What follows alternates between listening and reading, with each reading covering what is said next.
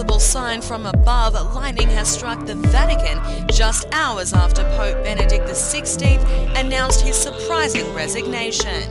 Footage shot shows the top of St. Peter's Basilica being struck by lightning during a thunderstorm over the Vatican. The resignation has caused a stir around the world, and now it seems that nature itself has something to say about it. Pope Benedict XVI is the first pope to resign in over 700 years.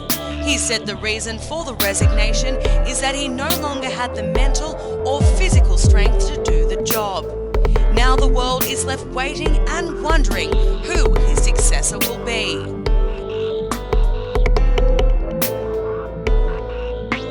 You're listening to Canary Cry Radio. Now here are your hosts, Basil and Gons.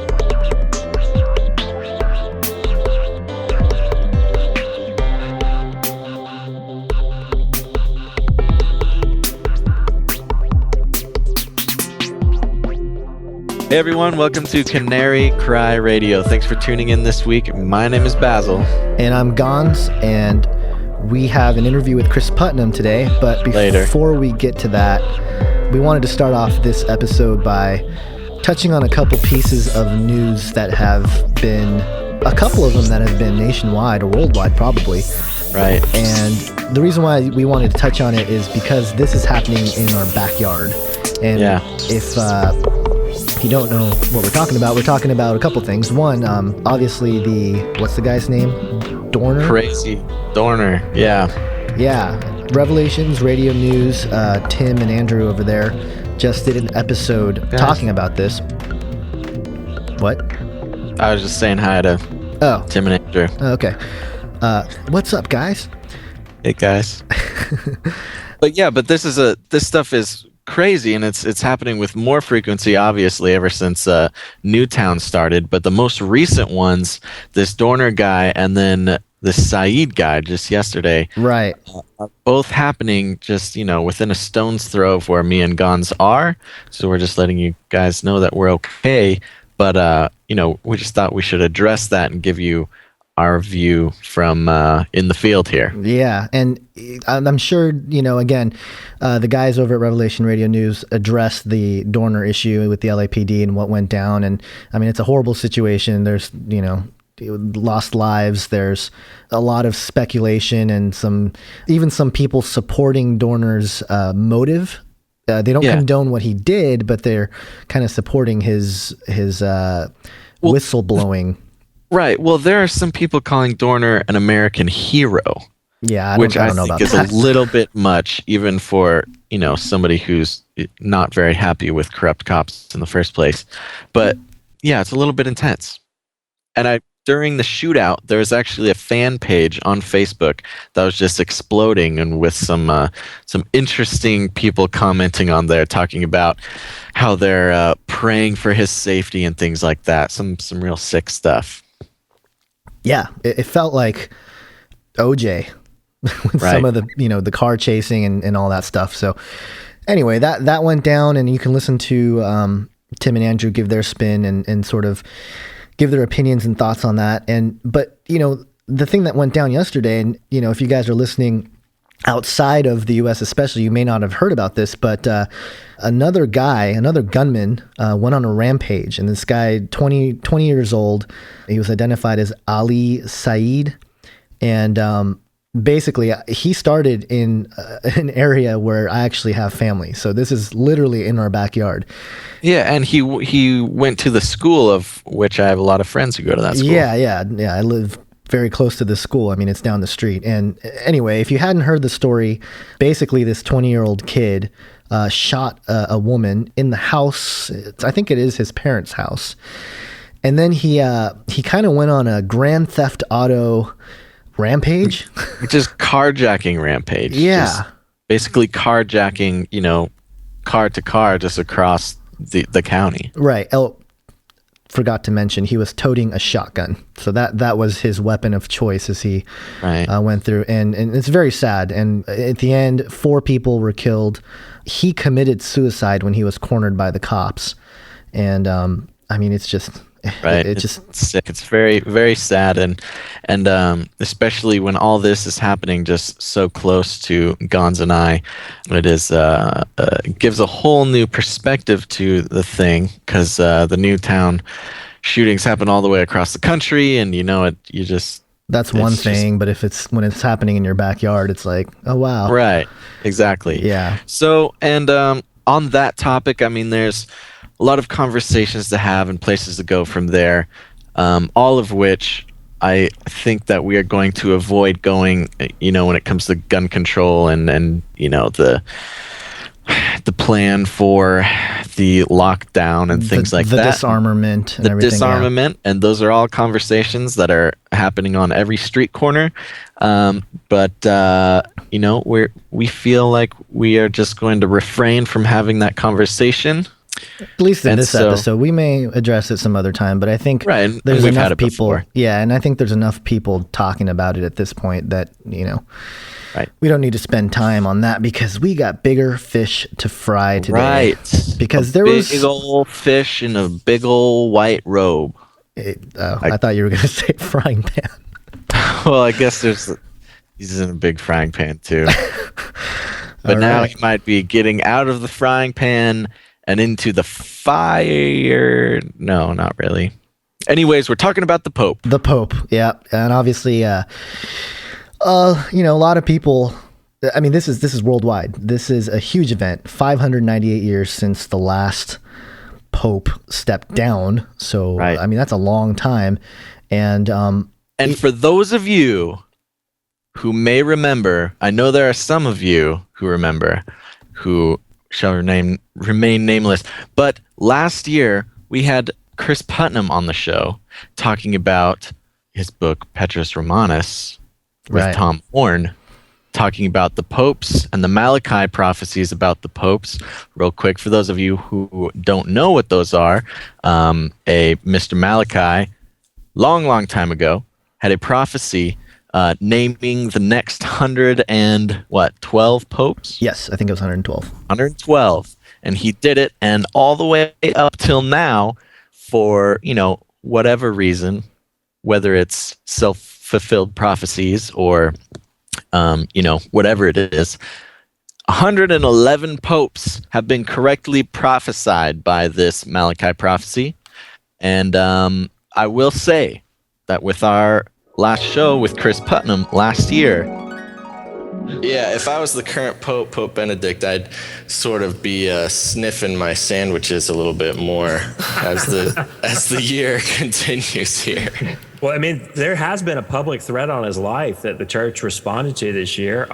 There was also a lot of rumors on the internet that he was going to retire in April when he turned 85. In fact, he's written in one of his books that he thought that it was perfectly acceptable for a pope to retire if he didn't feel like he could hold his duties down anymore. I mean, usually these guys die in office, but he's actually on record as writing that he thought that it should be acceptable for a pope to retire. So it's really interesting. Yeah, that's actually pretty funny.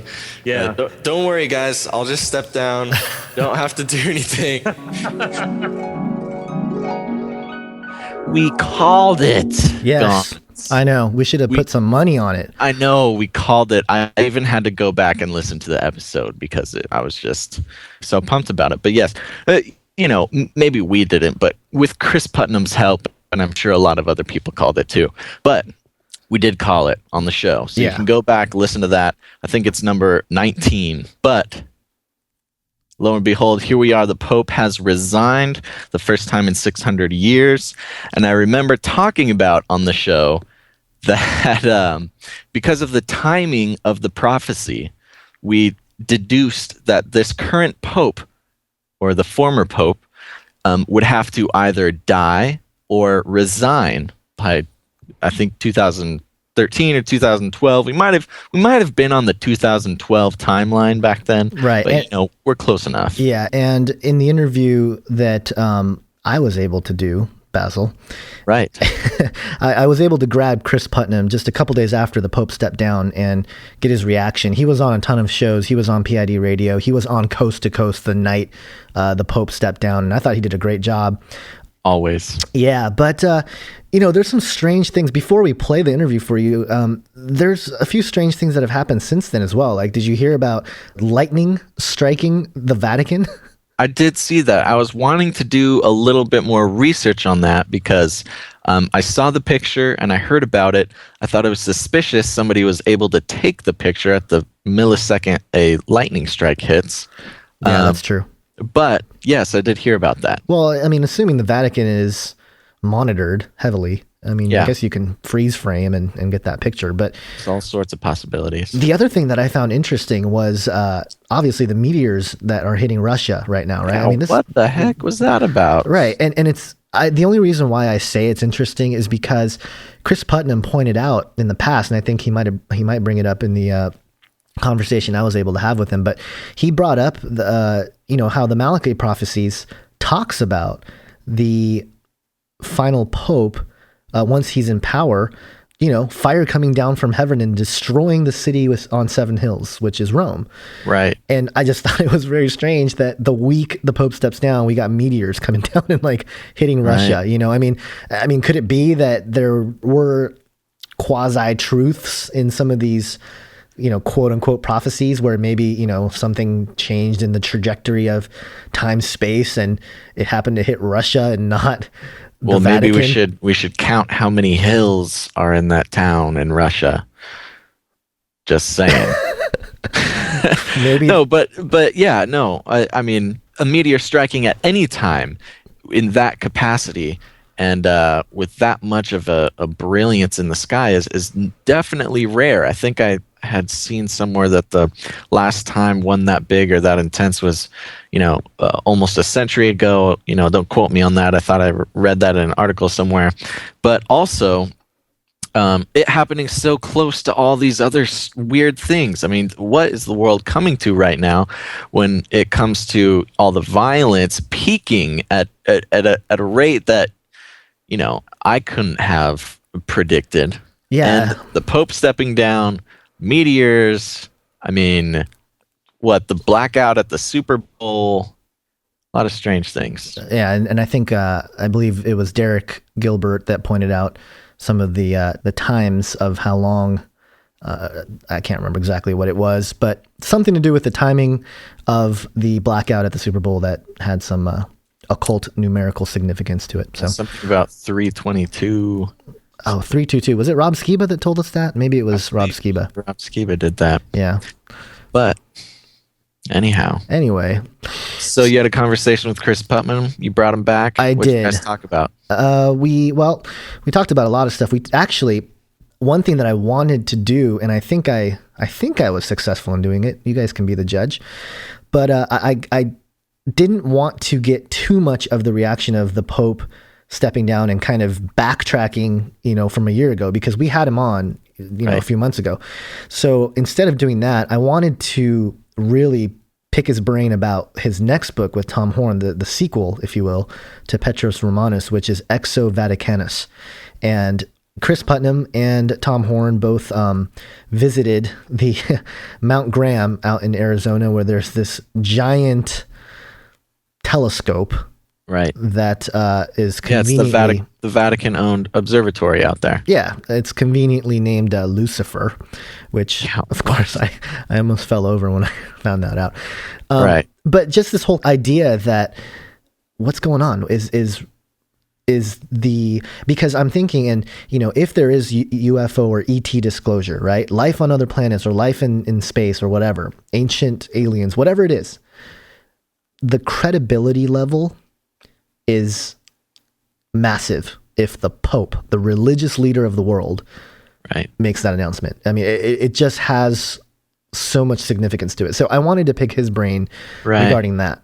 Well, and it's almost like if they find it first, they're able to, sort of address it, do their damage control. Yeah. Whereas if a secular observatory or some such finds it, then they're having to battle with it or, Right. Yeah. But they can give their own spin.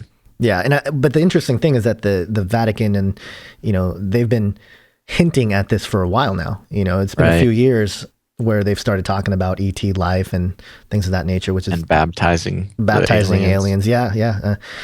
So we talked about that, and I tried to get as much as I can out of Cris regarding Exo Vaticanus. But the conversation actually started with talking about this guy named Freiberg.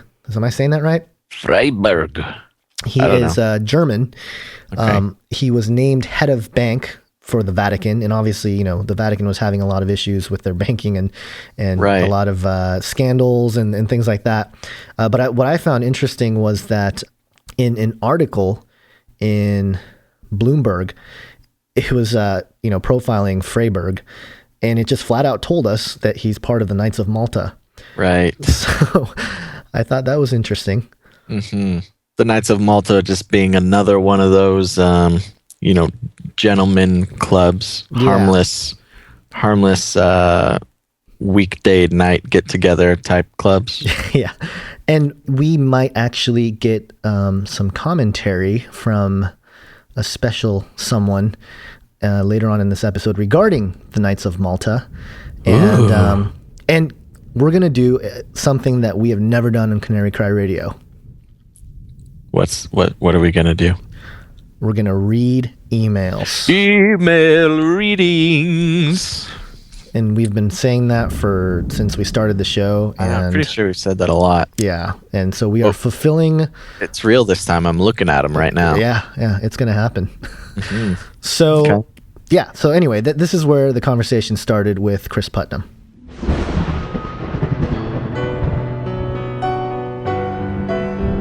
Cris Putnam on the Pope and Exo Vaticanus. Well, there's a lot of controversy with the Vatican Bank, and I won't pretend to have any really good insight on that, other than a lot of the material that was leaked during the VatiLeaks scandal last year seemed to implicate the Vatican Bank in political bribery and money laundering. And I don't have any details about that. There was an investigative journalist who the Pope's butler was feeding documents to. His name is Nuzzi. That's his last name. And Right. he wrote a book, and I think it's called His Holiness. But as far as I know, it's only been released in Italian. So the details are a little sketchy to pick up on, but I think the Vatican Bank is right slam in the middle of it. And some people say Pope Benedict is. Others say that it was mostly Bertoni, his second in command. As it turns out, Pope Benedict has probably been nothing more than a figurehead for the last year, which is, really what redeemed some of the things that we were talking about in the book. If you remember last year, we were talking about him stepping down, and we thought, we initially said April 2012, and that was based on what this Belgian Jesuit René Thibault had predicted, based on the Malachi prophecy and a bunch of just really strange codes and things that he found. And it turns out, when I was reading the articles Monday when Benedict made his announcement that he actually decided to step down at the end of March of 2012, right when he got back from his South American trip. So that really made René Thibault dead on. Yeah. Because, if he had actually done it then, it would have been in April. And apparently they just decided to step on it for a year and keep it under wraps, which kind of means that the second in command, Tarcisio Bertoni, was probably really acting in the role of the Pope a lot of the time if Benedict was really as down as much as they're saying. It turns out he has a pacemaker and they changed the battery in it, so he was having surgery and stuff. So it doesn't look like he's really been running things, and of course they've been embroiled in all the scandals and everything. Right. That's interesting. I listened to a little bit of you on Coast to Coast AM, and congrats for making your debut on there. And I thought you handled some of the calls quite well. There was obviously a variety of different views being thrown at you, but I think your apologetics was spot on. I think that came in handy really well. So that was awesome to hear that on Coast to Coast. But I kind of want to tie, because I think you've done a lot of interviews based on just recently this week on the Pope stepping down. But I do want to tie this whole thing into how this might relate to what you're talking about in your next book. And Tom Horn has been on the radio recently, and I heard his just kind of the stuff you guys are talking about, even just going to the website and seeing the different topics that you guys cover in this next book. And I'm looking at it going, wow, this is very, very groundbreaking. It's very eye-opening. It stops everyone in their tracks because, in light of all this stuff about the Pope, is this kind of underside of disclosure or UFOs or ET life or preparing something big to come across the wire, if you will, in the near future with the Vatican playing a role in it. So what's something that you see a connection with what you see unfolding this week with the stuff you talk about in the next book coming out? Well, how it all connects remains to be seen. But, what we're talking about in the next book is the Vatican, extraterrestrial connection, UFOs. Why does the Vatican have an observatory on top of Mount Graham in Arizona next to the most powerful telescope in the world with an instrument named Lucifer attached to it?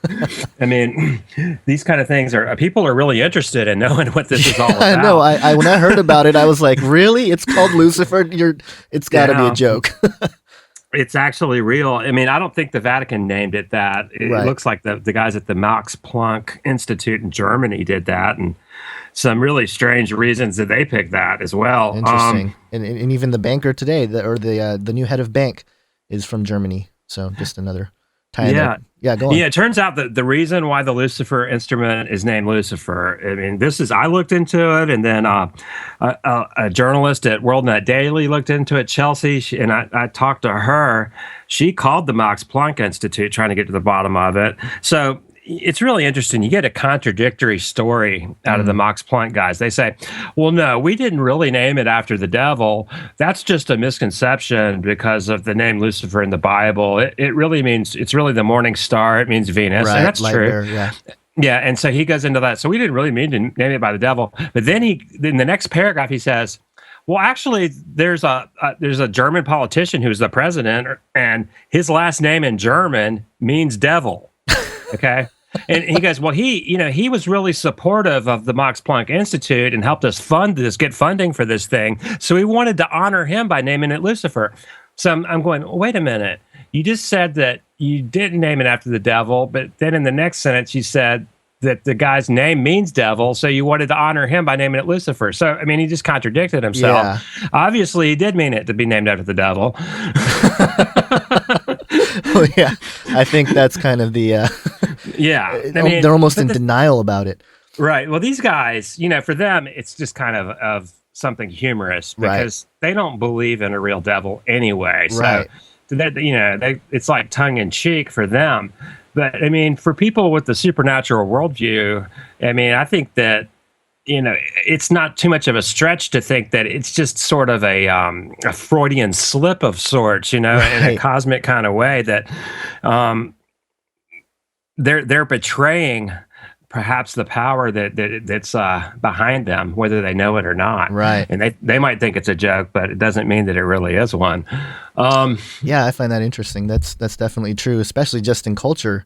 When you look at humor, how humor has changed in American culture, how, people getting hurt and, the misfortune of others is thought to be funny. Mm-hmm. But yeah, let's tie it back. The Lucifer project, the Project Lucifer, and you actually visited this location, right? Like in Arizona? Yeah, absolutely. In Mount Graham, Arizona. It's right out a little town of Safford, Arizona, and it's about an hour from Tucson. And Tom Horn and I flew into Tucson. I met Tom in Tucson, and with his son Joe, who ran the camera, and we got a tour of the whole facility up there. It takes about an hour to get up the mountain, doing these switchbacks, and I mean, I was like getting a little bit nauseated just getting up there. Wow. But you get up there, they call it a sky island because you're in the middle of a desert in Arizona, but you get up on the mountain, the higher up you go, it's like a really lush forest with all kinds of wildlife. There's an endangered red squirrel up there that has created all kinds of environmentalist protests because it's supposedly the only place in the world this particular squirrel lives. And then, by them building this observatory complex, they're endangering the red squirrel. And I grew up in the South here in North Carolina, and we used to hunt squirrels. I couldn't help making a few cracks while I was out there. That's funny. So, red squirrels aside, the whole way this thing has come into being is actually very controversial. I found out. I mean, the Apache Indians in that area hold that mountain to be sacred, and they were protesting having this thing even built. So it went online in 1993, but all through the 80s, it really was the University of Arizona that spearheaded the project. The Vatican already had a partnership with the University of Arizona. George Cognier is a Jesuit who was teaching at the University of Arizona, and they really spearheaded this project together. So it was the Vatican and the university that kind of formed a conglomerate, and they started petitioning Congress. And there are quite a bit of environmental laws and procedures through the Game and Wildlife Association to get something like that approved. Well, they actually kind of did an end run around all that. They didn't go through the normal channels. They actually they went around it, and they had Congress actually legislate them onto the mountain because they bypassed all the environmental concerns and procedures through the Forestry Service, and it's kind of unfortunate the way it went down because it really looks like it was a kind of a corrupt process, like somebody got paid off or something like that, because they actually kind of rammed it through Congress and avoided proper procedures. So that the people that are protesting it have some really strong points about the way it went down. So what was driving this whole thing is that telescopes are powered by mirrors, and the bigger the mirror, the more light you can gather, the more powerful it is. Right. And a guy at the University of Arizona pioneered a new way of making mirrors out of Pyrex glass, where they could make them bigger with a honeycomb type of glass that was lighter. And that's what drove it. And the Vatican got the first mirror out of the University of Arizona Mirror Lab. And that's what they call the Vatican Advanced Technology Telescope. And it was the first facility to go online in Mount Graham. So what makes Mount Graham really a good place to do this is that the climate in Arizona is very dry down in the desert area. So you don't get a lot of humidity and atmospheric lensing effects. Right. It's a really ideal place to look at the sky. There's not a lot of light pollution. There's not a lot. It's an hour from Tucson, so it's out in the middle of the desert on top of a mountain. So it's really high up in the air, and there's no light to pollute the signal. Excuse me. So it's an ideal location, and the thing that is just kind of sensational that I uncovered is when this whole thing was going online in 1993. The head of the Vatican Observatory Research Group, and that's the VORG, literally. Does that stand? That's right, the VORG. Yeah. Vatican Observatory Research Group, VORG. So you will be assimilated. And they assimilated Mount Graham, basically. Wow. But the head of the VORG, George Cognier, like 2 days before it went online, he was giving interviews. And he literally went out into the press, and there's a British paper, a real conservative newspaper, not a tabloid, ran an article where Cognier was going, yes, the Vatican is teaming up with NASA to find the extraterrestrials and then baptize them into the Catholic Church.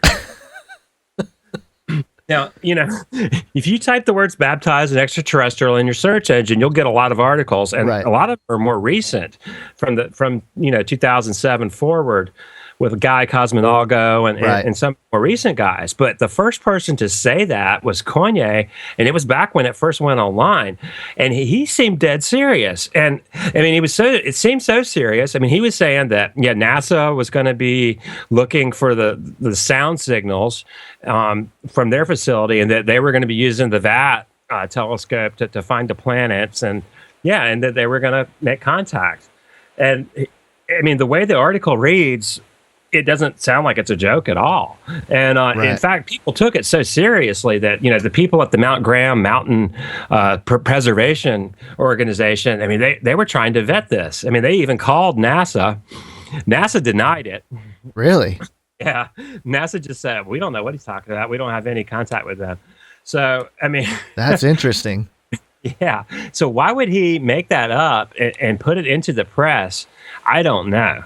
I mean, maybe NASA's not telling the truth. Maybe he's not telling the truth. But I mean, the whole thing just seems over the top. I mean, it seems like it's a joke or something. But I mean, it wasn't presented that way. Right. And it seems like at the same time, when you look at the NASA end of it, they're definitely preparing, some kind of revealing of exoplanets. I mean, they've been talking about that for a while, but one of the predictions for 2013 from, science and I think NASA was involved in this was that exoplanets will be found, planets in other solar systems. They found 600 of them by now. They right. But like the verification of it will come this year somehow, whatever that means. So, they're preparing, I guess, the masses, if you will, in that regard as well. But another point that I thought was interesting that, was on this list here of things here, the Collins elite. I know Nick Redfern had talked about them as sort of the quote unquote Christian council membership, if you will, of folks that address this issue of extraterrestrials. Is this a real group? I always thought it was sort of a fictional, from what I understood, it was there might have been some documents behind it, but it was more of a theory. I didn't know that this was an actual group that existed, and you can verify it. I think it's a real group. I read Nick's book right when it first came out, and it wasn't a complete surprise to me because I was familiar with Ray Boucher. Okay. Now, if you want to get a little inside scoop on all that, I suggest going to the Future Quake archives and just search on the page for the interview with Ray Boucher. Ray Boucher is a Lutheran pastor.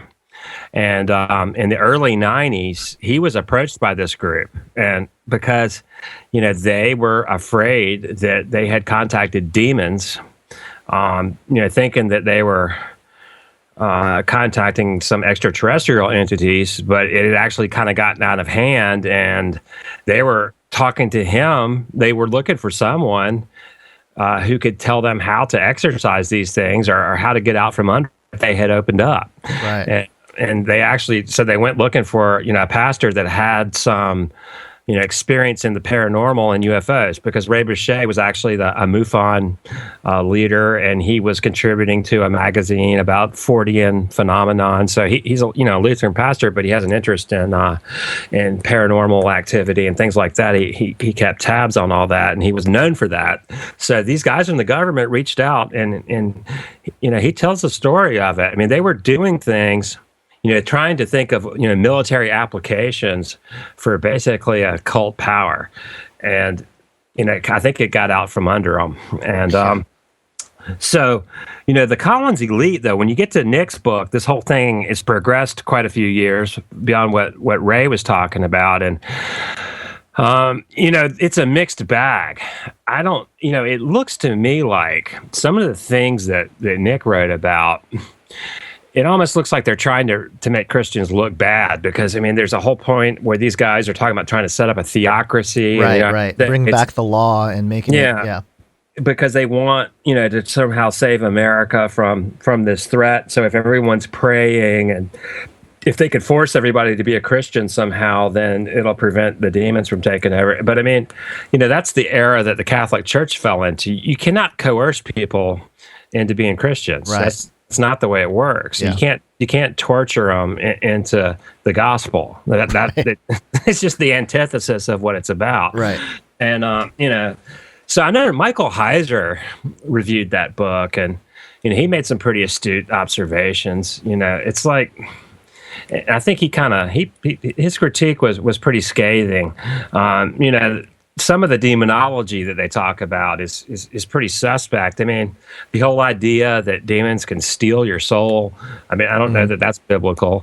I think that they can definitely divert you, but I don't know that they really take souls. That's really hard to justify. Right. And some of the things, like, you talk about Aleister Crowley and Jack Parsons, and, are these entities, are fallen angels really, at the bidding and call of these guys? Aleister Crowley was a drug fiend and a pervert. Right. Okay. I mean, and, he's got a big reputation, but does a fallen angel really listen to Aleister Crowley? Does it take orders from him? I mean, is it just waiting, on the edge of its seat for Aleister Crowley to do the right ritual so he could do what he wants to do? I don't think so. Right. Yeah. I think it's more likely they just use people like that and then they discard them. Aleister Crowley, he died in obscurity, flat broke, with just like pennies in his pocket, strung out on heroin. I mean, he died a loser. Right. It's kind of being gripped by the deception, if you will, and just sort of, losing your life over it, which is unfortunate. But we kind of went all over the place, which is great. Yeah, we did. But I want to tie it back to it happens on this show. It's just a thing that we do. But tying it back to the Pope a little bit, what do you think that this next Pope is going to be the one that's going to be the voice, if you will, to disclose ETs or UFOs or anything like that? And then the second part of the question is, how does that tie into both, looking at the Malachi prophecies, which you've looked at, as well as the Bible? Well, our thesis in the book Petrus Romanus is that, if this really is the final pope, as this prophecy, this Catholic prophecy says, then, we're looking at the judgment of Rome. I mean, it doesn't paint Rome in a flattering light. And for that reason, you look at Revelation 13 that talks about the biblical false prophet, and it describes him as having horns like a lamb, yet speaks like a dragon. And to me, that really strongly infers, the horns are a symbol of power. The lamb is always, a symbol of Christ in the Bible. Right.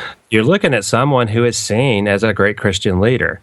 Now, worldwide, you think about people of the whole world, Buddhists, Muslims, people in Japan, all over the world. If they had to name one guy that was a big Christian leader, they're probably going to name the Pope. Yeah. So when you're talking about somebody that's a prophet that the whole world would see as having horns like a lamb, I think the Pope is probably the most likely candidate. So it's not, that's just an inference from the biblical text. Right. And, then it says he speaks like a dragon. So he's doing the bidding of Satan. The dragon is defined in the book of Revelation as Satan. So, it says that he leads the world to worship the Antichrist. It says that he does miracles. It says he can call down fire from heaven. I mean, and so, I think that it's actually this false prophet character that sets up the abomination of desolation, the image of the beast. Right. So, this begs the question, what is this beast? Well, we're looking at several texts in the book of Daniel, chapter 11, I think it's around verse 38, there talks about the Antichrist will worship a god of fortresses, a foreign god that his people that his father did not know, or something like that. So this word where it says foreign god or a strange god, I mean, that could quite literally in Hebrew translate to an alien god. Now, is that a stretch? It's maybe, but I mean, even if it's a foreign god, it's not talking about a human being. It's talking about a god. So, based on that, right? That's interesting. A god of fortresses is, some people would see that as a warlord, as a god of war. It's one of the Baals in Canaanite mythology, and I did some exegesis on that, and in the Dictionary of Demons and Deities in the Bible, there's kind of an extrapolation where a lot of the Gnostics worshipped the same deity as the angel of light. Okay, so it became a Gnostic focus. And so, I mean, I don't know if that's specifically Satan or if it's another fallen angel or another claimant to the little g God status. There's more than one of those guys, and we don't have a very exacting accounting of those in Scripture. We're just kind of guessing when it comes to who all of them they are. The Book of Daniel mentions, the prince of the power of Persia, the prince of the power of Greece, right? Kind of giving you this idea that there are regional authorities, and then you go in the book of Ephesians and it talks about the powers and the principalities. Right. So I think that that there is this idea that there was a divine council that happened from the Tower of Babel, that where God kind of gave the nations over to these lesser gods, and he took Israel as himself for his own to make an example and to bring the Messiah into the world. Jesus conquered these deities and he brought the kingdom into the earth, but he hasn't realized it yet. Right. In the church, but it's just in a spiritual sense, and it hasn't really been physically manifested until he returns. And I think that's, when you see all the judgments and the things in the book of Revelation, it really is the overthrow of the evil world system that these lesser deities are running. And I make a lot of arguments in this book. I don't know how aware people are. I wasn't until I dug into the exegesis. But, this idea that UFOs are demonic. Now, I think most Christians that I know, especially in the community that we trade in, believe that. Right. But, I think it's a little more complex. Just me personally. Yes, but yeah. Some UFOs are probably technology, but yeah, right. UFO is a very vague term. But I think that there's a component of it that certainly is. And the thing that I found out, though, a lot of people don't really know what the background biblically is that supports that, and there really is some strong background. Right. So my starting point for that was Ephesians 2, where it talks about the prince of the power of the air. Right. Okay, and as a name for Satan, and it, that we were all once under. It says that you used to obey in your former life. When you were a slave to sin, and so it's talking about the power of the air. Now, in New Testament metaphysics or cosmology, in a sense, the realm of the atmosphere is the realm of demons. And that was the New Testament worldview. I studied several texts from various theologians. There's one called Powers and Principalities by Clifford that is excellent. And, it's the worldview of the New Testament, the first century, was that between the earth and the moon, the atmosphere above the earth was the realm of these spirits. And, a lot of people have this cartoonish idea that the devil is ruling in hell, but nobody rules in hell. Hell is where the devil is going to be punished. Right. He's going to, in the deepest part of it, he's not going to be ruling anything at that point. There do seem to be spirits that are under the earth, but, it's a whole different ballgame. The demons that we think about, especially these powers and principalities that Paul talks about in Ephesians, their realm is the atmosphere. Yeah. So it really shouldn't be that surprising that we have unidentified aerial phenomenon that's pointing people towards unbiblical worldviews. Absolutely.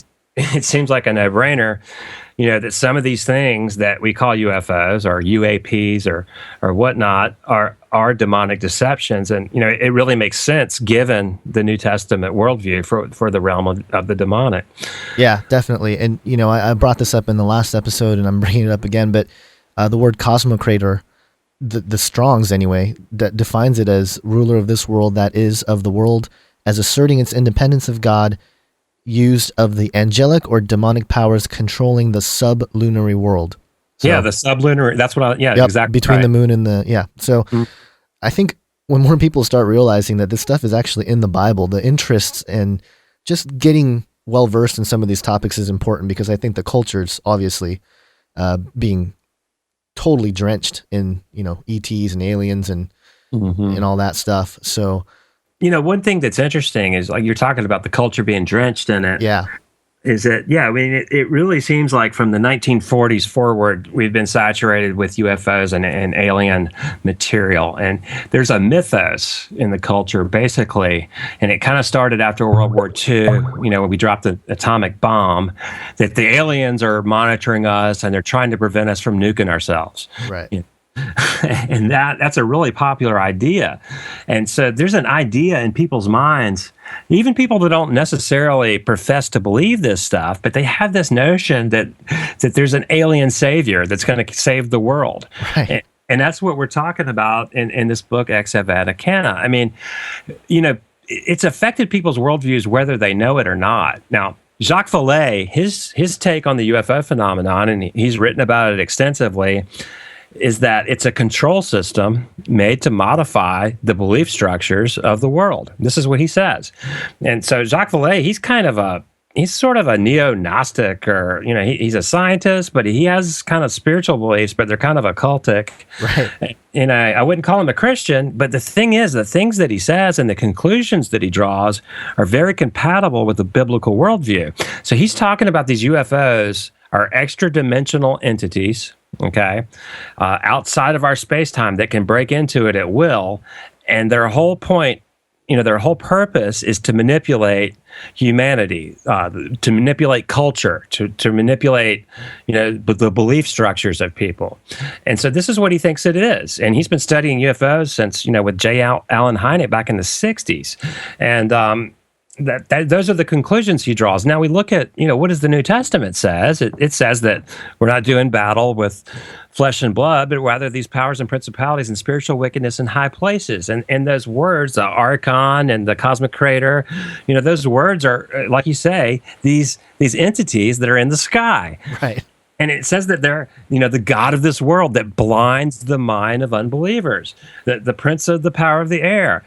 And it's the same thing that Jacques Vallée is saying, but they were saying it back in the New Testament in the first century.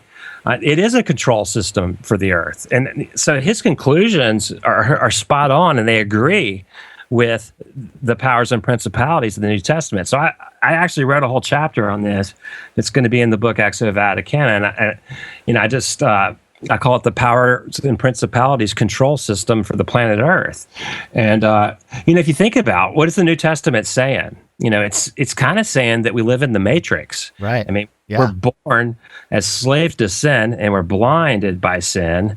And then we have these entities that are trying to blind our minds. And, the only way that we can come out of it is, you accept the gospel, and then you're remade, and you're born again, and then you have eyes to see reality. Right. It's a lot like the story of the Matrix. Yeah, it's interesting. I mean, I guess all the Gnostic worldviews are sort of in details, they're a flip of the Christian belief system, but at the same time, I guess the overall theme of salvation is obviously present in both of them. But man, there's a couple different places I want to take this, because I want to ask you a little bit about Cydonia and Mars and what your thoughts are on the rover landing on Mars last year, Curiosity, the past work of David Flynn, and just trying to tie it together to, all the stuff that we're talking about. Is there any ties that you found at all in between what the Vatican is doing in space and Mars and possibly the Curiosity rover? I'm not aware of any direct ties to the Vatican with that. Okay. But Tom put some material in the book about the Cydonia area. That's not really a specialty interest area of mine, but he found, and there's a PhD cosmologist astronomer that really thought that the arrangement of the anomalies in that area showed signs of design. And I think Tom put some pictures of that and detailed some of that information. One thing that I'm expecting that we might hear is that they're going to say that they found evidence of life on Mars. And they were kind of hinting at that earlier this year. Right, yeah. And, what's interesting is that an astrophysicist that I follow is Hugh Ross of reasonstobelieve.org. And he predicted that they would announce life on Mars like 20 years ago. And the reason why he predicted it is because he thinks that it's actually going to be Earth life. Because in our past, there's all these huge craters. Some of the places in the ocean are actually craters where asteroids hit the Earth, right? Way back. And when an asteroid hits the Earth, the impact is so devastating. It's like 10 atomic bombs or something. Right. It knocks tons of dirt from the Earth out into outer space when that happens. Okay, so you think about all this tons of Earth dirt go flying out into space, and they're out in orbit, and the moon sucks a lot of it up. So there's a lot of dirt from the Earth on the moon because it's the closest thing, and its gravitation pulls it in. Right. But he estimated that there's probably a few tons of Earth dirt that made it to Mars from some of these past collisions. So given that fact, it won't be surprising if they don't find an evidence of some kind of bacteria or something on the surface of Mars. But once they vet it, it's going to turn out that it probably came from Earth. Oh man, that's interesting. And that's that scenario painted by Hugh Ross is it's pretty plausible. It's logical, but I mean, how easy is it going to be to spin life on Mars from a different angle? I don't know with that kind of information in the public. Yeah. And the other thing that I'm kind of expecting that we might see is, there's already one scientist that's saying it, but I don't know how seriously he's taken in the community, but the idea of panspermia, that life on Earth was seeded from space, right. That's one that really undermines the biblical account of creation in a fundamental way. Yeah.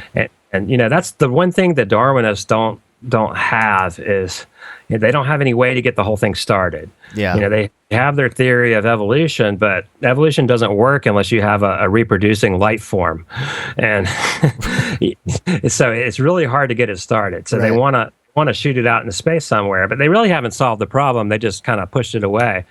But so even Richard Dawkins went there in the movie Expelled, which was kind of amusing for everyone. Right. Yeah. People have commented on that for sure. I'm expecting that some sort of announcement might be made towards panspermia.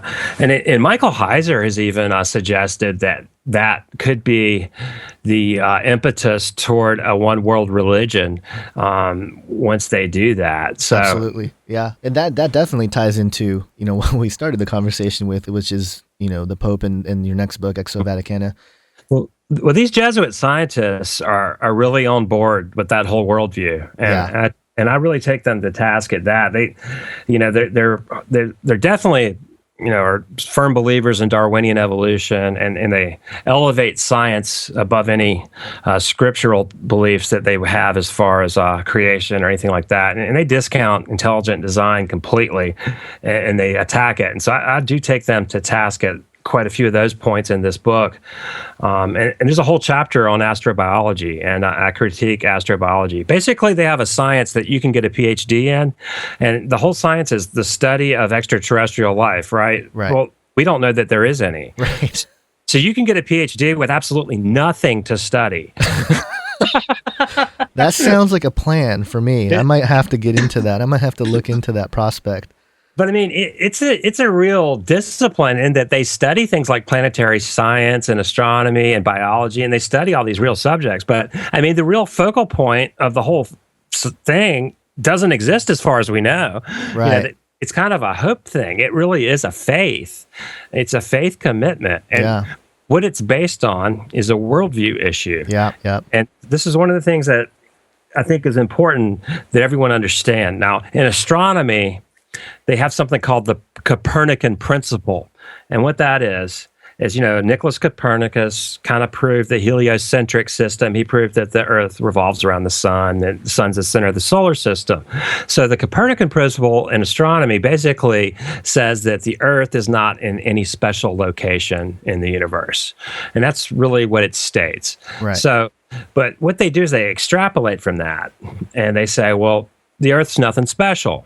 That means that we're just a mediocre planet, and there's nothing special about us either.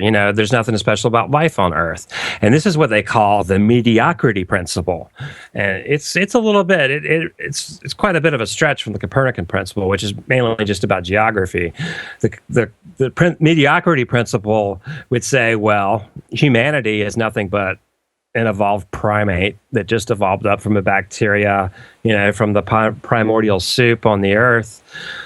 And there's nothing special about us. There's nothing special about the Earth. There's nothing special about human life. Humans aren't exceptional, and the fact that we're not exceptional, they make an inference that there's all these other planets, and now they're estimating that there are millions of other planets in the Milky Way. That's an extrapolation from what they've found with the Kepler satellite. They're saying, okay, we found over 600 already. Right. So, just from this little area. So if we take that area and, multiply it by You're right. They come up with millions of exoplanets. Now, of those, there's a certain number of those in what they call the habitable zone or the Goldilocks zone. Right. And what that means is it's a certain distance from its star where it will hold liquid water. Right. It's not too close where the water would evaporate. It's not too far away where it would freeze. So basically this worldview, based on naturalism, based on Darwinian thinking, is that, if you have a planet with water, it's at the right distance for the right temperature, that life will just pop up. I mean, it's basically just add water and, it's like sea monkeys in the comic books, basically. I have a question about transhumanism as well, and I always bring it up. But in retrospect to all this stuff, I know that when you were on PID earlier this week, I think you had quoted a few places where they're kind of saying the same thing. The transhumanists are saying one thing that sounds kind of like what the Vatican has come out and said, and it's like this false salvation message. Can you touch on that, and can you bring to light some of the technological sides to this? Because I feel like as I do my research for this next film and I'm putting it all together, I'm finding that technology seems to be almost like a net, if you will, and using an analogy, to grab a hold of us, to catch all of us in this, whatever it is, a global system, whatever it looks like, which has something to do, I think, with the mark of the beast and also the image of the beast. I feel like there could be something technological that is, highly advanced or whatever it looks like in that whole thing. So, I mean, I just want your thoughts on that. I'm actually reading a book right now called Technopoly, and it talks about how technologies have changed culture, right, and how we never really anticipate exactly how they are going to do so. But, what's interesting, what you're referring to is in the research for this book, I was looking at what is driving some of these Jesuit presuppositions and where this is coming from and where it's heading.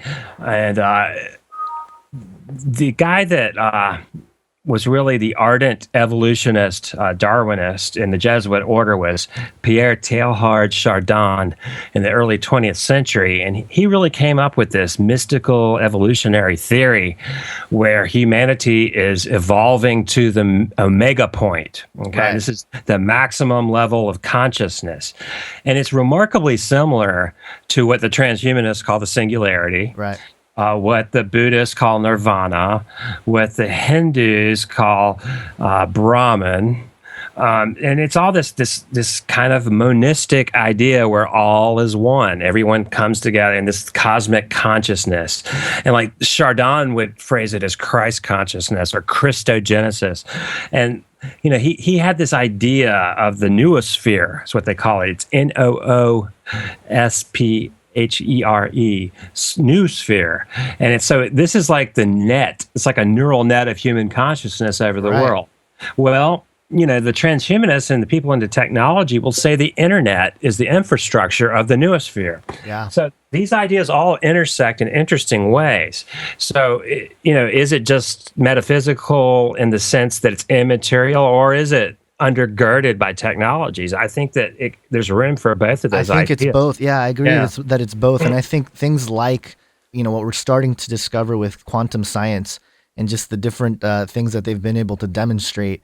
Yeah, basically, you can take two quantumly entangled atoms and they could be separated by, whatever distance. Right. And when you do something to the electron in one, it does it to the other one instantaneously. Right. I mean, faster than the speed of light. I mean, it's like they're the same thing. Right. Now, if we can really get that where we can manipulate it, then we can communicate through it. That's the idea. It's not really teleportation. It's kind of like it. It's kind of like it, but But it's more like you touch one and the other one reacts, instantaneously. Right. And it's really, really strange. But the thing that quantum mechanics does seem to suggest is that consciousness plays a role in reality. I mean, what just observing something seems to change its state. I mean, in a permanent way. Once you do that, it seems to fundamentally affect what reality is just by looking at it. Right. Which is a really an odd notion. And Chuck Missler is pretty good about talking about this in a way that the Bible has always said that there's that the reality that we see is only a shadow of the underlying reality. Glass darkly. Mm-hmm. And I think that there's something to that. I think the danger, that the mystics and the occultists is that they're a little arrogant to think that they can play in that realm and get away with it because they don't know what they're doing. Right. I mean, some of them think they do, but I'm skeptical of that. I'm not comfortable treading in those areas by myself. I think that the only way I feel confident is having Christ because I don't know what's out there, and I think that the entities that have access to those realms do not wish us well, and I think that a lot of people are getting played. So you're on the right track, and that's where I think the one world religious system is going to go to this monism, this all is one idea, and that's kind of my trajectory, and that's kind of what I uncover with Chardon. Pope Benedict is down with that. He really is a believer in Chardon's system. A lot of the Jesuits who are arguing for evolutionary theory and Darwinism are a lot more influenced by Chardon than most people realize. And, the thing is, they really changed the meaning of certain terminology. Sometimes when they say Christ, they don't mean Jesus of Nazareth. They're talking about this consciousness thing at the omega point, and it's kind of deceptive, to say the least. But just to close out here, I'll just kind of reveal a few interesting things about the book. I talked about some of this on the radio last night, but the cover of our book has a UFO over St. Peter's, right? Yes. And it looks pretty sensationalistic. Well, the truth of the matter is that picture is actually a lot more accurate than anyone realizes that hasn't heard me talk about it yet. And I put up an article up on my Facebook. It's a clipping from a newspaper. In 1978, it was the famous year of 3 popes. Right. So this is when Paul VI died, and then John Paul I was only pope for 33 days. Then he died mysteriously, and then John Paul II took over. This was 1978. Well, right in the middle of that 33-day papacy of John Paul I, there was a massive UFO flap over Rome. And I'm not talking about some little vague light in the sky that only a few people saw. I'm talking about hundreds of people saw craft flying over the Vatican, shooting down green beams of light. Okay, a donut-shaped craft with a hole in the middle of it, a triangular-shaped craft. People went missing. Wow. The military saw it. The police saw it. I mean, and all official channels have records of it. I put a clipping from the New York Times, from the 1978 New York Times news service, saying Rome covered by UFOs. Okay, and so this really happened, and it was widely reported. It was in all the papers. Some fishermen went missing over in Rome. You can read the article. I've got it up on my Facebook right now. Yeah, I'll definitely link to it. And it really happened. And so the cover of our book is not just something that we made up with an artist. This actually happened in 1978, and it was right in the middle of one of the most unprecedented things that the papacy ever experienced. Now, how are those related? I don't know. I'm not saying that green beam of light did something to the Pope, but I mean, it sure seems like it, that the timing is awful coincidental, if not. And, there's a lot more incidents like that. I mean, I think the Fatima sighting has a lot more to do with UFOs than it does with Mary. Absolutely. And I uncovered that it happened again in 1950, right before Pope Pius declared the doctrine of the Assumption of Mary. That happened in 1950. Right. Okay. The fact that now we're going to make it where all Catholics have to believe that Mary ascended like Jesus did in the book of Acts. Well, before he did that, he saw a gray ball bouncing around in the sky, just like the miracle of the sun at Fatima, over Rome. So they literally have UFOs dictating doctrines to them, it seems to me. Yeah. And when that's his justification for promulgating the doctrine of the Assumption, is that he saw a UFO bouncing around in the sky. And he wrote that in a letter. So There are some really interesting connections between these aerial phenomenon and Roman Catholicism, and we're going to unpack those and talk about astrobiology and aliens and all of these things in this book that's coming up. So it's been my pleasure to be with you, man. Thanks for having me.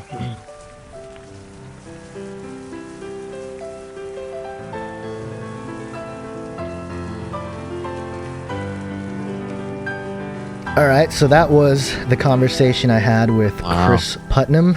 And very cool. I'm kind of sad that I wasn't there for it this time. I was very sad because I know you were actually looking forward to talking to him. Yeah. When it went down. So it's okay. We're not going to tell anybody whose fault it was that I wasn't there. Didn't get the right. Anyways, doesn't matter. That was all very interesting stuff, though. I'd never heard any of that. Yeah, I'm guilty. The UFOs over the Vatican. Green beams coming. I mean, wow. I'm really looking forward to Exo Vaticanus. And actually, Tom Horn has been posting some teasers and some snippets on his website at Raiders News. So if you guys want to check that out, definitely do so. And apparently, Tom Horn is going to reveal something he's kept secret, I guess, which is, I could be wrong, but I think there was some tie-in with Travis Walton, the famous case of being abducted.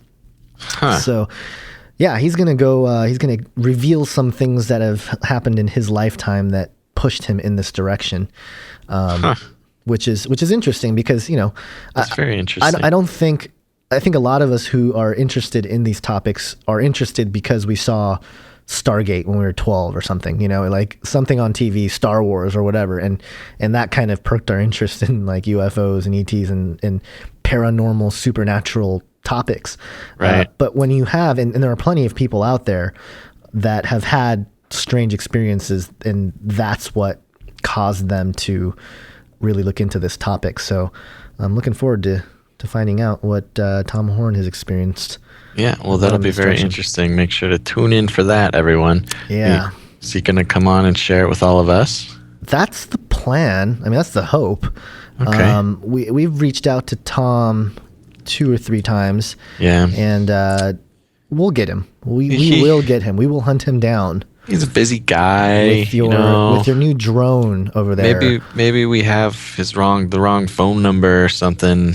Well, it could be our fault. Don't try to ignore what I just brought up. Don't talk about the drone, Gons. All right, okay.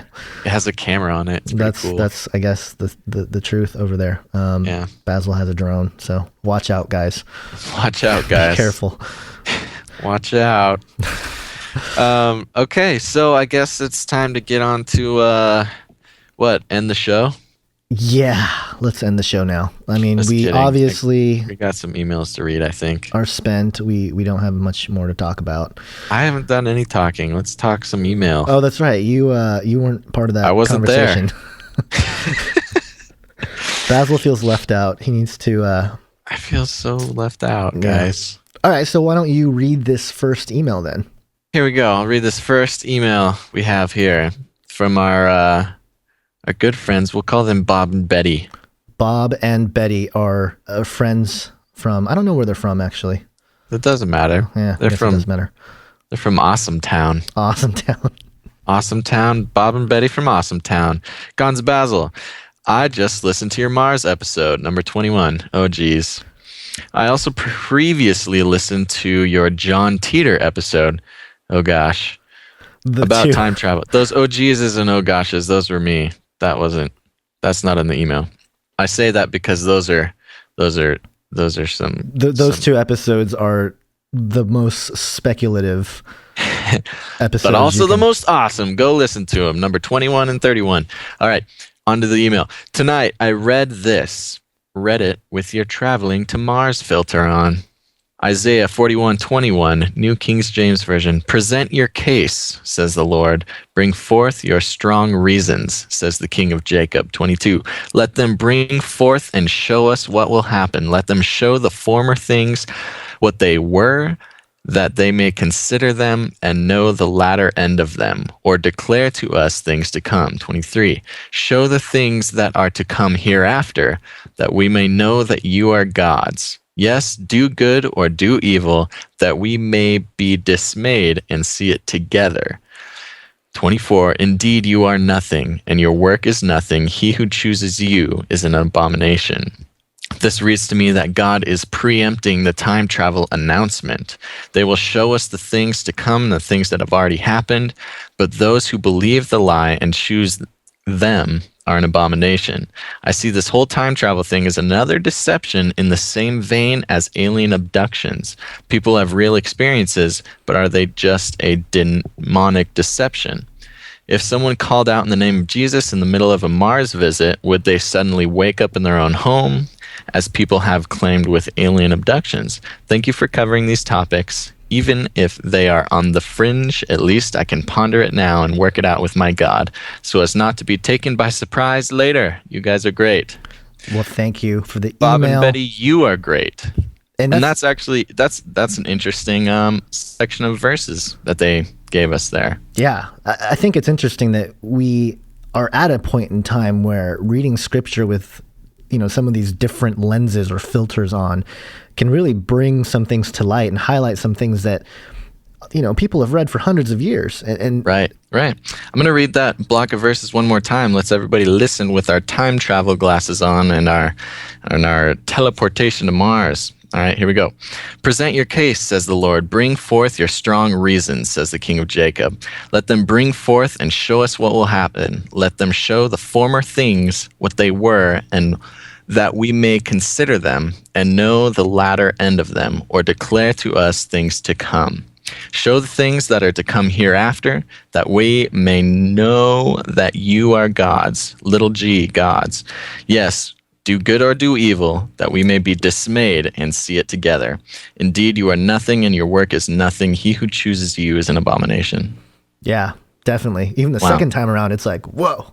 I know. See, there you go. Yeah. So that's an interesting blanket, actually, to lay over that whole time travel teleportation thing, especially because it's one that I'm so interested in. And, I guess after reading this verse, even gives myself sort of a new way to look at the whole thing, maybe being as part of some sort of great deception. It's entirely possible. I mean, the fringe is fringe, but it wouldn't really have any significance unless there were verses like this in the Bible where it kind of jumps out when we put these, time travel lenses on, and it's like, whoa, show us what will happen, the former things, and consider them, and the latter things, or declare us things to come. And, we know that God is outside of space and time, and he can effectively show us everything that was, is, and is to come, right? So it's not a surprise that God would be able to tell us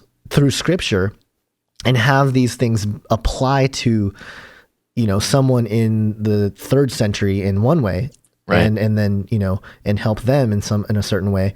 And then, 2,000 years later, us sitting here and reading it and having a completely different understanding of it, but it's still the word of God and it's still powerful, so. Right. Here's something that's, just to read through this, that we may know that you are God's, little g. And that's been a big conversation with the whole time travel thing, sort of on the con part of it being, the control. It's sort of a type of rebellion, stepping outside of, the intended flow of time. Right. That has some believers sort of, against the whole thing. And then it goes on to say, yes, do good or do evil, that we may be dismayed and see it together. So, it's showing do good or do evil. It's the intention may not be, to do evil or to do good. It could go either way, which is sort of the whole dichotomy of the time travel thing, meaning it could be used in so many, different ways. Ultimately, probably not a good idea. Right. And I think verse 24 alludes to that. It's like, ultimately, your work is nothing. So, yeah. And man, I had a thought and then I lost it. Oh. You overpowered me with your mind. I did. My mind is too powerful. Yeah. Man, I need to time travel back a few seconds to figure out what was going on in the... Don't do it, man. Yeah. You are nothing and your work is nothing. He who chooses you is an abomination. Oh, I remember now.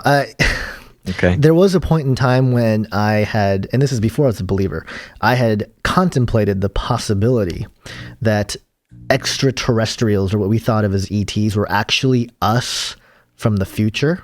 That we traveled back in time to observe and help humanity, which is kind of a, it's almost like that would be so redundant, Right. It'd be kind of a pointless thing. It's like, well, you already know what's going to happen, so why go back and change it if that change was gonna, I don't know.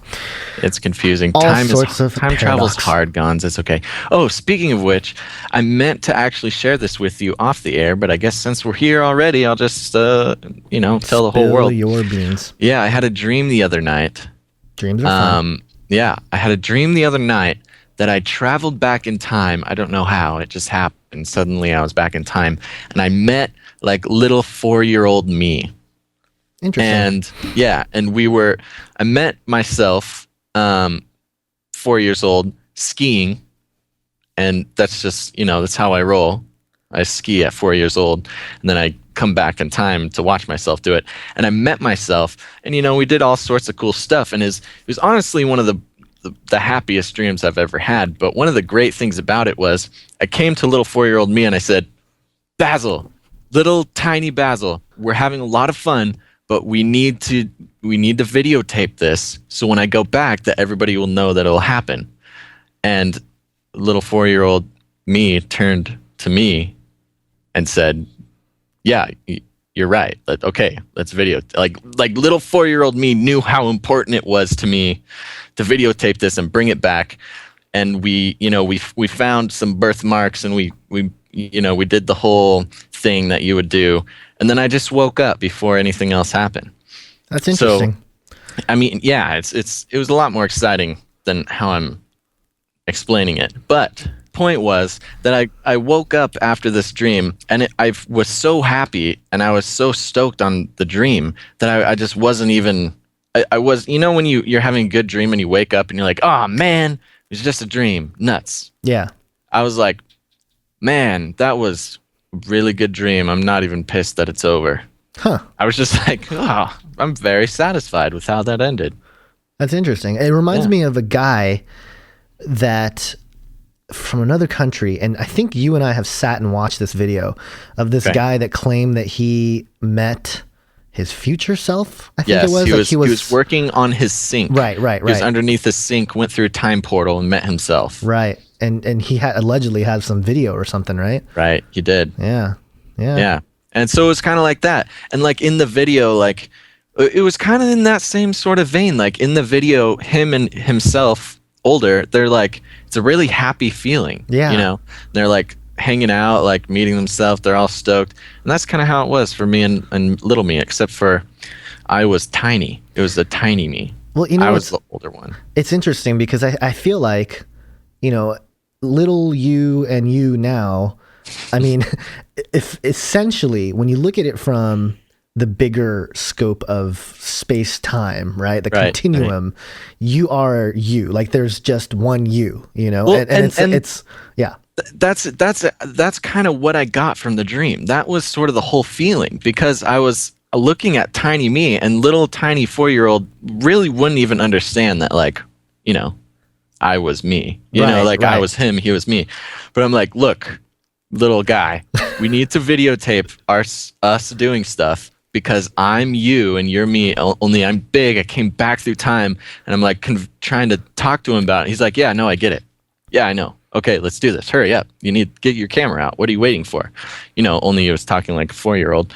But so, yeah, I mean, that was kind of, I think that was kind of like the whole existential like happiness that came from it, I think, was like, it was still me. Yeah. It was little baby me. It was kind of like, wanting to be a child again or something. I don't know. I'm sure there's some psychoanalyst out there gonna send us an email. Tell me some more about that. Yeah. So decode Basil's dream and tell us the inner secrets of Basil's mind. Do it. Based on the little information you were able to get. Yeah, dreams are fun. I like dreams. They're fun. Speaking of dreams, we have more emails. Let's move on. Yeah. Your turn. All right, my turn. Okay, I get to read an email. This one's from Leo. What's up, Leo? What's up, Leo? Leo emailed us and he said, I guess I'll start by saying I love your show. Well, thanks, Leo. That's awesome. Leo. I really have been becoming a fringe Christian and fringe Christian podcast listener. Well, that's good because there's not a whole lot of us. So welcome to the club. We can be crazy together. Like crazy, I listen to you guys, old Future Quake and Chris White and Revelation Radio and A View from the Bunker. And now I'm starting to listen to The Iron Show. Geez, I tried listening to The Iron Show a while back, but I was still a basic newer Christian and hearing Johnny freaked me out. It's okay. Johnny freaked me out at first too, but we're buddies now. I love Johnny. I miss him. We got to have him back on. Okay, so hearing Johnny freaked me out, but after hearing your interview with him, I realized I'm very much like him. I'm kind of what I call a recomer to Christ. I've always believed in him in the Bible, but I felt I was not good enough to be a Christian for a long time because I was still in sin, and I work in a factory where swearing is common, and I just feel somewhat lost sometimes. Well, we've all been there. Definitely been there. Definitely. I really don't know any Christians like all the people I listed above, and I don't even have a church here I can truly believe is doing what I believe as Christian. I'm from Cambridge, Minnesota, by the way. Must be cold. Yeah. Icy. Frozen. Anyway, getting to the point here.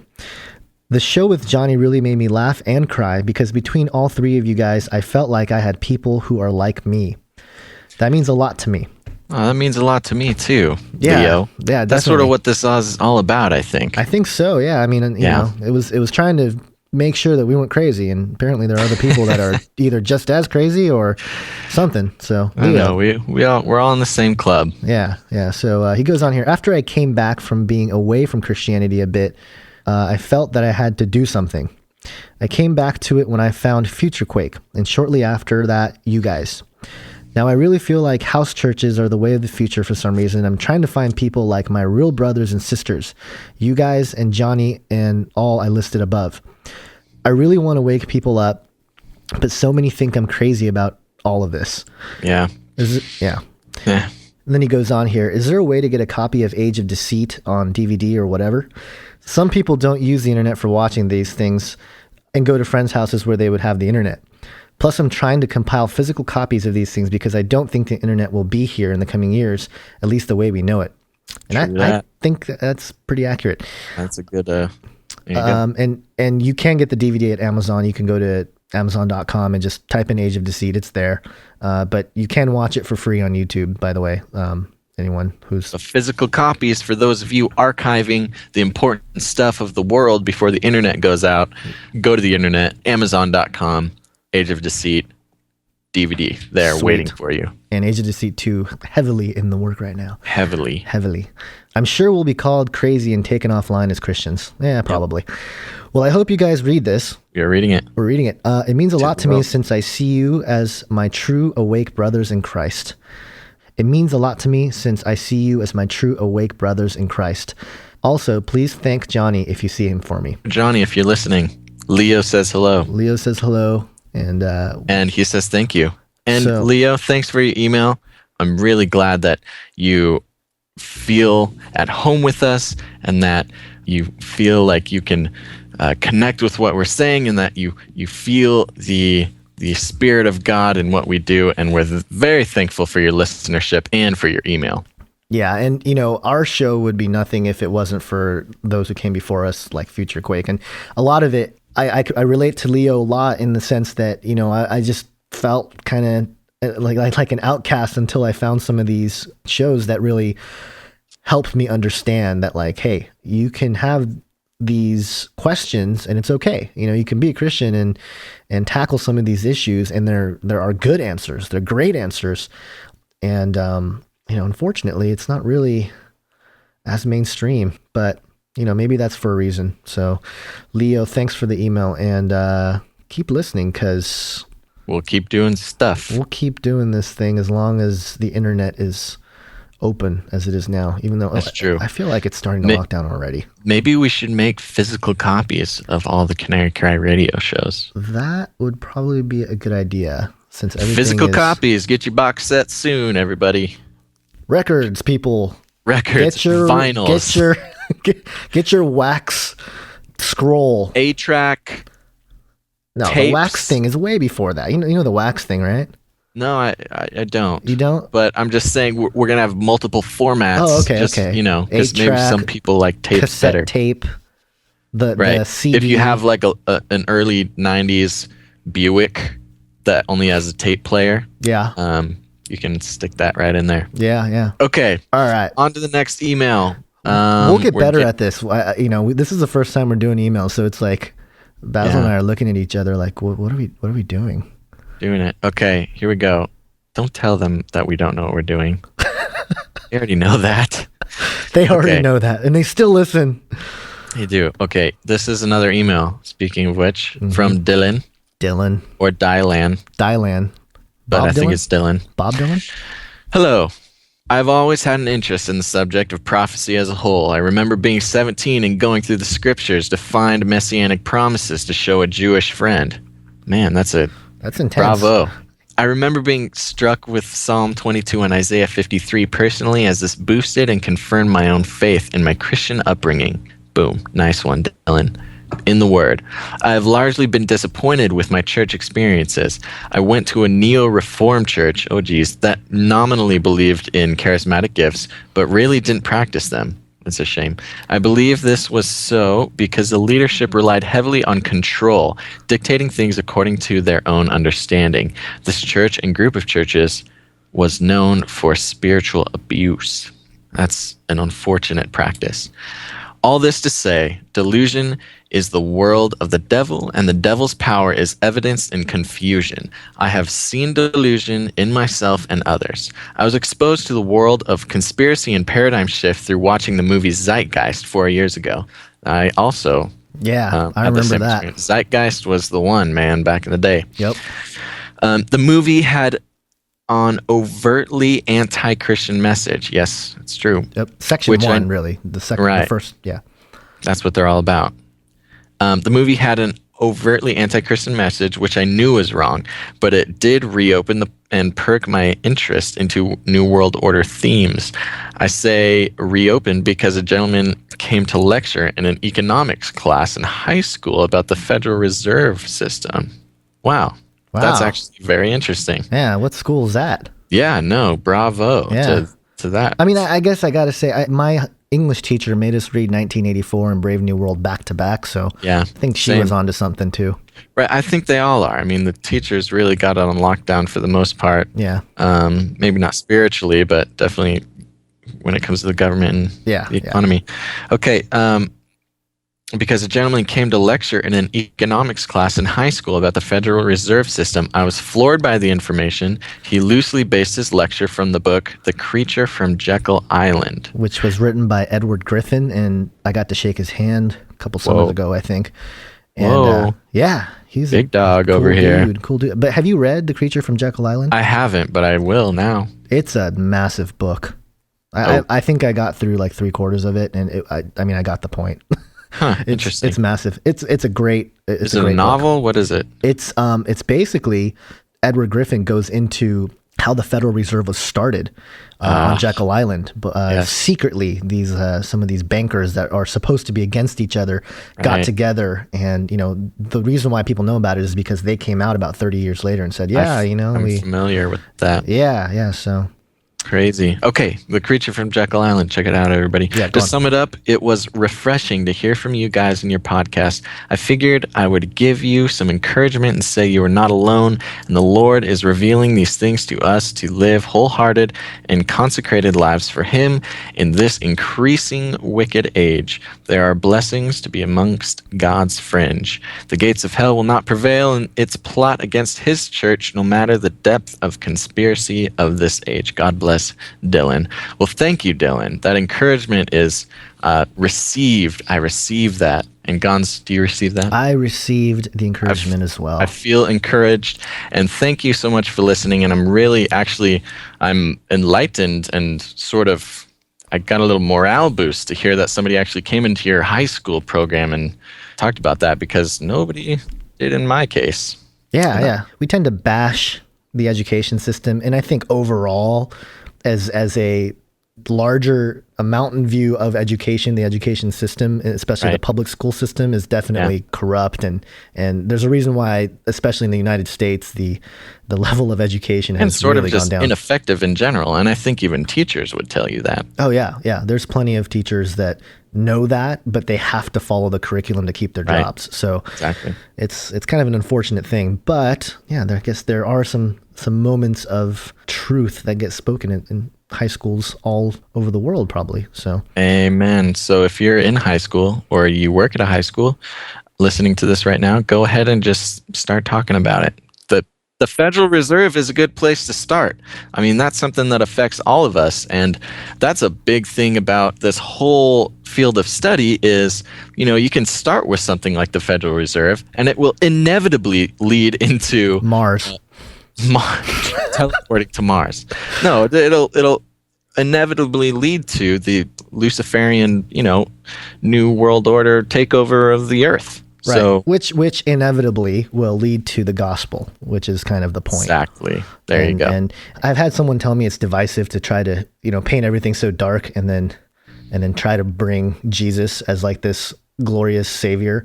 Right. But that's kind of how it is. It's like, the world is dark. Like, come on, people. Right. I mean, we started this show talking about all the craziness happening around us, all the chaos.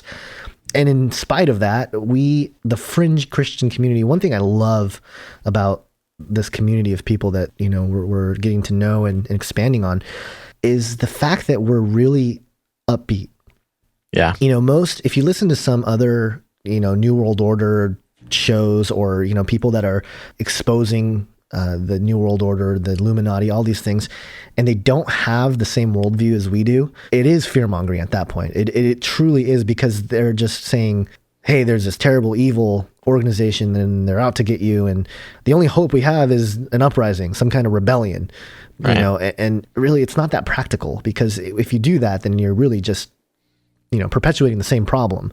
Right. So, I like the fact that we can kind of joke about it almost, and we sort of have to, because it is a heavy subject and it's not easy to talk about, right. Scary well, the battle's already and won. So it's just sort of like we're watching it play out in real time, but that's the privilege I guess we have. That's something I was actually thinking about, especially when I've been working on Age of Deceit 2 and just looking at history and stuff. And we live in some really extraordinary times. I mean, if you really think about the history of, when you look at it from a technological standpoint, and I know some other researchers have pointed this out, but we really have come a long way, and we really live in a time that is completely foreign to, I would say, 98% or 99% even of human history, Right. Well, I mean, 2013 is almost completely different from, if you talk about technology, just call it 50 years. Oh, yeah, absolutely. There's all these videos, on YouTube of little babies playing with their iPads.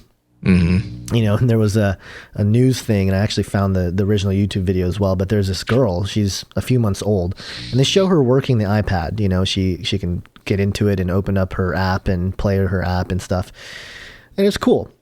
Then they showed her with a magazine, and she was trying to like swipe the pictures on the magazine. And Jeez. But here's the thing. It's like, hey, this kid's not even 1 year old yet, and they're already plugged into these machines, and it's like, man, it's just a different world. Yeah. Like our next generation is going to be completely different from us, and they're going to look at us like, look at these old, these old farts on their laptops. And right. Well, that's the thing. Okay, everybody, I know there are some people out there who are going to scoff at this, but I'm a young dude. Okay, I'm a young dude, and cell phones didn't even exist when I was, I don't even know, 10. Like, and all you guys out there and girls, like, oh yeah, if you were born before that, obviously. But I'm only in my 20s, and cell phones compared to 10 years ago, or 15 years ago? Wait, okay, hold on, let me start this over, because I guess cell phones did sort of exist. Yeah, they existed 15 years ago. In the 80s.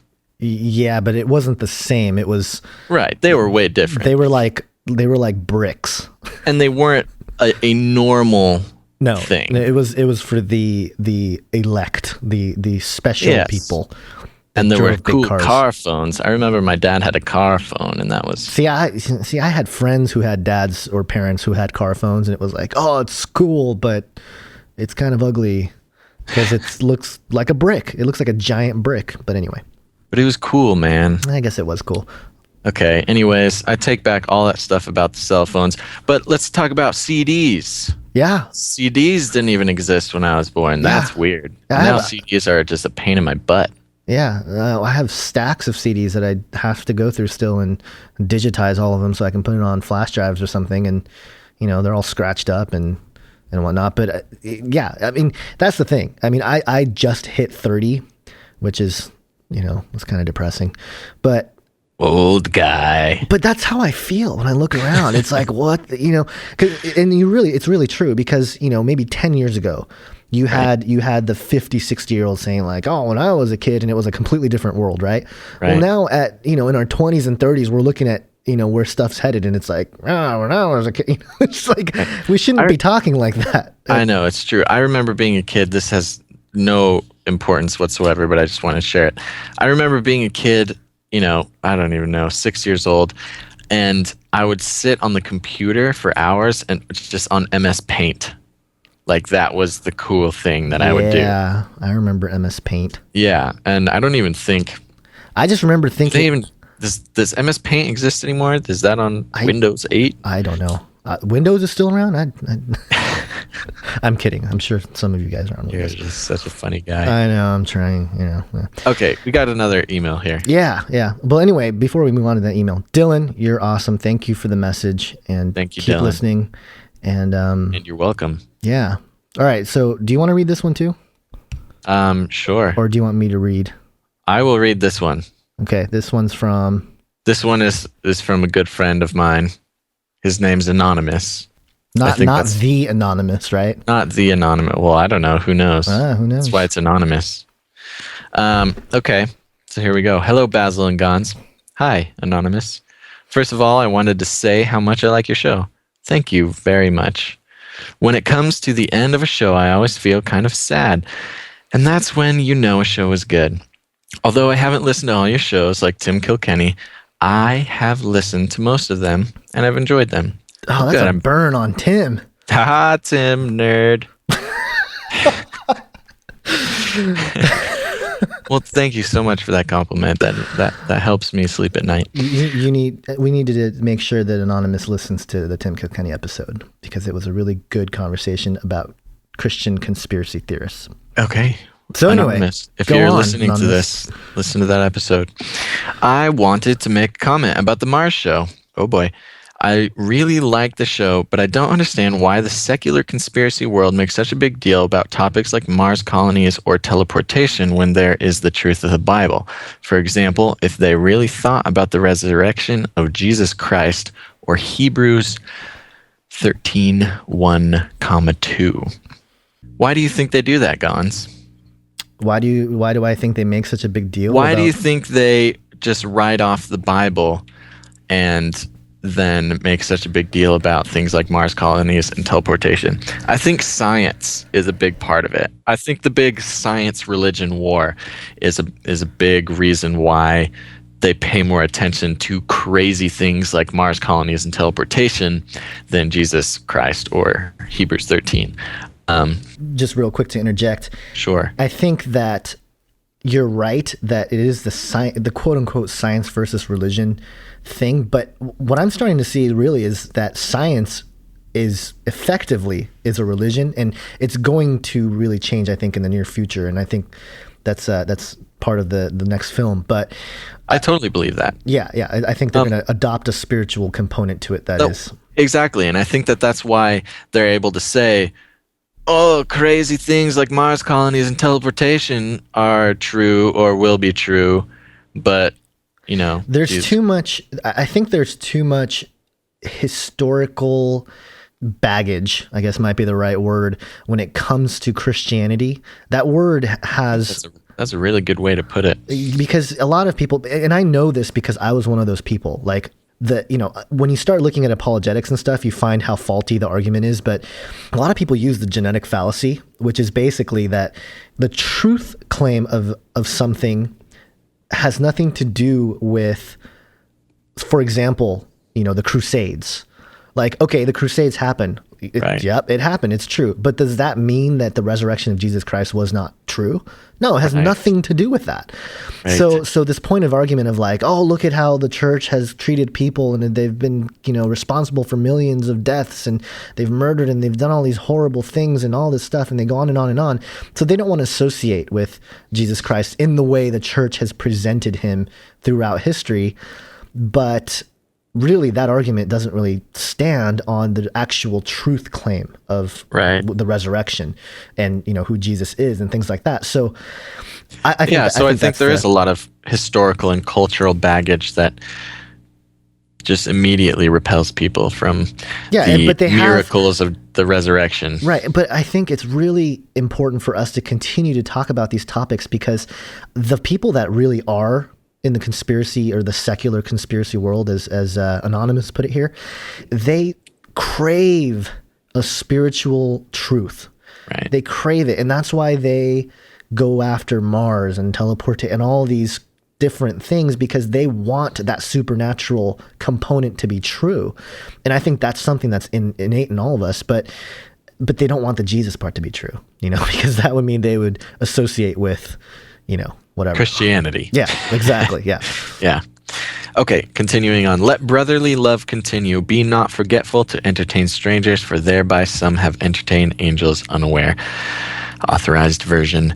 They would see that the Bible is far more amazing than what even the most out there secular conspiracy theories are saying.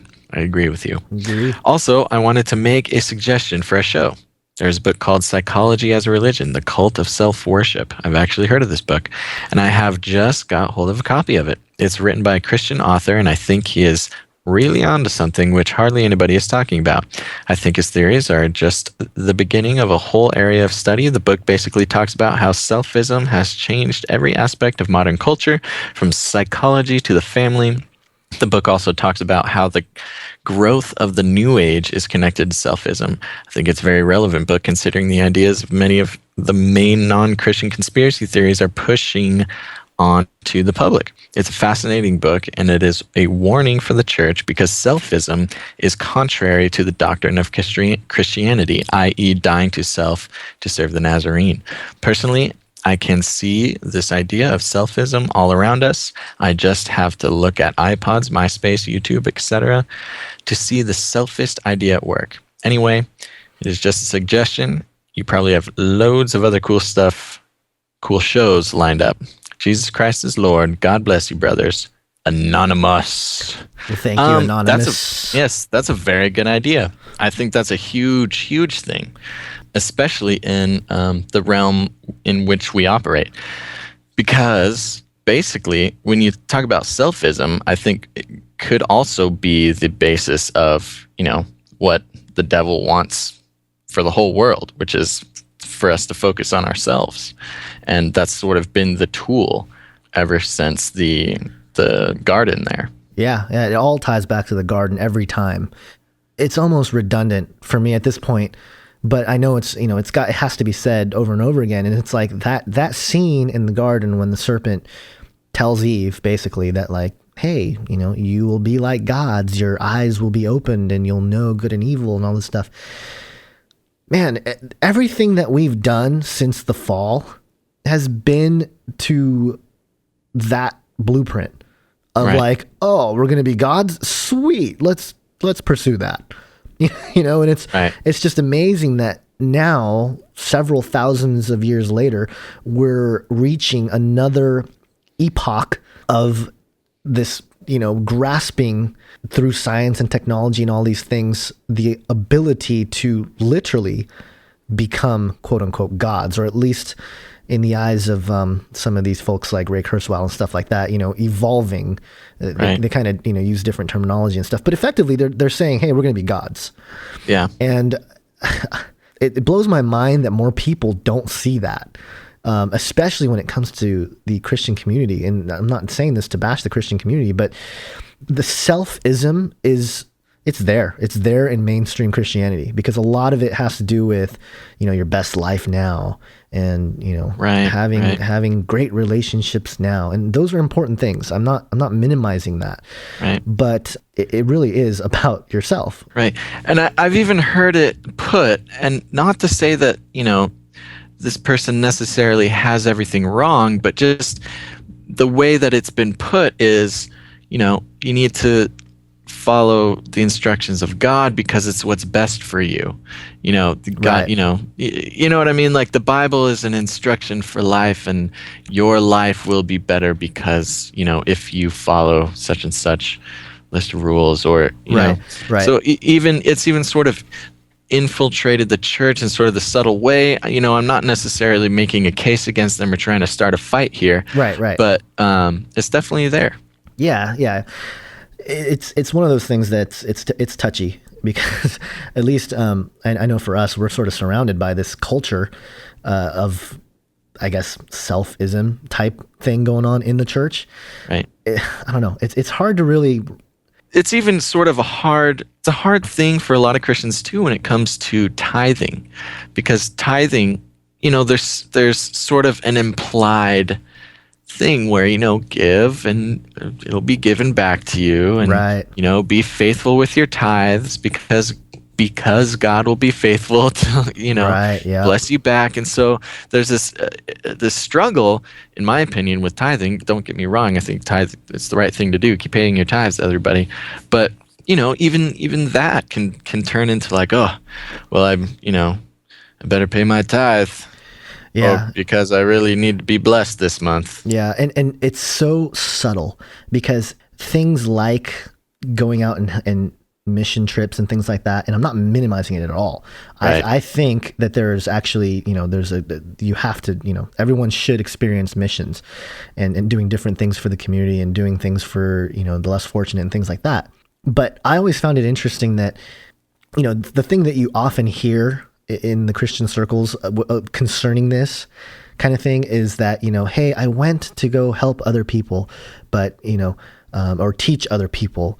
But what ended up happening was I ended up learning, and I ended up, right. Right. Or it's even pitched that way, sort of like, yeah, if you come with the church down to, Venezuela, I'm telling you right now, you're going to be changed. Your eyes are going to be opened. Yeah. And which is true, which is, yes, it will. And yes, that's good. But at the same time, if you really think about it, it's kind of a weird way to approach it if you want to, talk about it in this sort of selfism sort of way. Well, I think it's the genuine part of it is true, that it will change you. It will change your life to do some stuff like that, to go on missions right. and do things. Exactly. The problem I see with it is how it's, like you said, how it's pitched. It's like, don't pitch, like, I don't know. It's not even about the person pitching either. I know it's not, but I'm saying it's like, sort of, maybe they have to pitch it like that to get somebody to go, not because they're using, not because they are promoting selfism. It's because maybe we as congregations are already practicing deeply this selfism, and right. we wouldn't go on this missions trip unless somebody gave us a selfism reason to go. Right. Yeah. That's true. So good it's point. not necessarily the fault of clergy or your pastor or whoever's making that pitch. It's a deeply rooted problem in all of us that's been there since the garden. Yeah. No, I agree with you there. I think what I'm more alluding to is the fact that, and this is true with so many things that I bring up with along these lines, but anytime there is an institution, no matter how genuine, gets funded or has massive amounts of money that comes through, they are more susceptible to corruption, and they're more susceptible to lose the core thing that is essential to what it means to be a believer.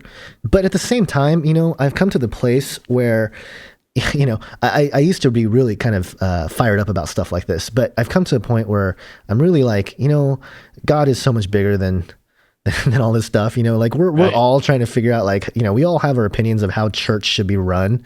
Right. But ultimately, none of us are going to get it right until Jesus comes back. So it's like, it's kind of a moot point to start pointing fingers and like, oh, it's so awful. And sometimes it is necessary to speak out on these things. But at the same time, it's like, come on, God's got it all figured out, Yeah. So. Amen. All right. Well, there we go. Thank you, Anonymous, for that. And we will definitely look into that subject. Maybe we will look into the author of that book and see if he will come talk to us a little bit more. Now, Gons, at the beginning of the program, you said something about the Knights of Malta. Yeah. And you said something, if I remember correctly, something alluding to a special email from somebody. Do you know anything about that? Yeah, I reached out as soon as I found out about this Freyberg guy being a Knights of Malta. Freyberg being the financial officer for the Vatican. Yes, the new guy that stepped in. Got it. As the Vatican bank dude. So I reached out to somebody that most of you are probably familiar with. Some of you might not be, but I'm going to go ahead and read the email. And I think some of you guys, and I'll tell you who it is after I finish the email, but I think some of you guys will immediately catch on to who this person is. So I'm going to read the email. Basically, I reached out to this person asking, what their thoughts were on this. And here's what they said. He said, "I want to thank you for forwarding this potentially important information for me to peruse. A few years ago, I would have dismissed the Knights of Malta as merely a small group of aristocrats pining for the old days with their costume dress and being largely irrelevant, and certainly not in league with powerful groups like the Bilderbergers. However, the rise of what I see as the renewal of an ancient holy war with the Muslim world and the rise of Christian warriors to defend Christendom means that I cannot no longer dismiss the significance of them or the information you provided." And again, the information is the Knights of Malta and the dude.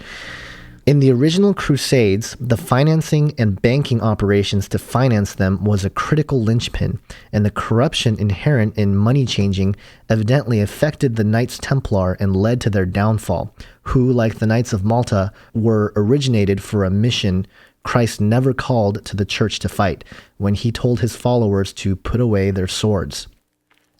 The Vatican Bank has been the source for much skullduggery over the last century, at least with it being a tool of the Masonic P2 Lodge, involving top figures like Silvio Berlusconi to finance Operation Gladio, to conduct false flag terror operations to blame on the communists, as well as assassinations. With the communists largely out of the way, they are turning their old nemesis, the Muslims, always needing an imminent existential threat to justify their role, special position as chivalrous Christian knights, and immoral convert actions to fight fire with fire, invariably to protect the old guard controlling the worldwide money supply, wealth, and global institutions against global ideological interlopers. In reality, they're not much different in their perspectives than the Ku Klux Klan in America, and use the same methods, yet on a grander scale. This hard right wing of the Catholic Church, allied with the right wing of the Evangelical Church and the right wing of the Zionists, will justify their self-perceived role as saviors against the Muslim world, and in their bloody struggle will be manipulated into bringing down the influence of all three monotheistic faiths. The global Darwinistic Luciferian political ideology, free technocrats that run the recognized global institutions like the UN will allow these networks of true believers, quote unquote, to do their bidding, and then use the chaos to discredit all these monotheistic faiths, and then put them in the crosshairs. Although many of these chivalrous defenders and traditional values, not necessarily gospel ones, will be duped, I'm sure some Luciferian operatives are embedded in their myths, further guiding and stoking the fires, and many may in fact throw their allegiance to the Antichrist for his public devotion to traditional values, while he worships unknown gods behind closed doors like many of our leaders, and strong hand to put down those who resist the established order. Of course, if the real church, and I mean the grassroots, real followers of Christ, and not the leadership, would choose to make their decisions and lifestyles in line with Christ's teachings of the Sermon on the Mount and the rest of the Gospels, while serving as an example and also enlightening the truly God-fearing amongst their Jewish and Muslim friends for their protection, this problem would be greatly neutralized worldwide, and likely much of the most high-profile American Christian leaders today would fade away. Let's pray that God is able to do much a miracle through each of us. And this, if you haven't guessed already, was the words of the one and only Dr. Future.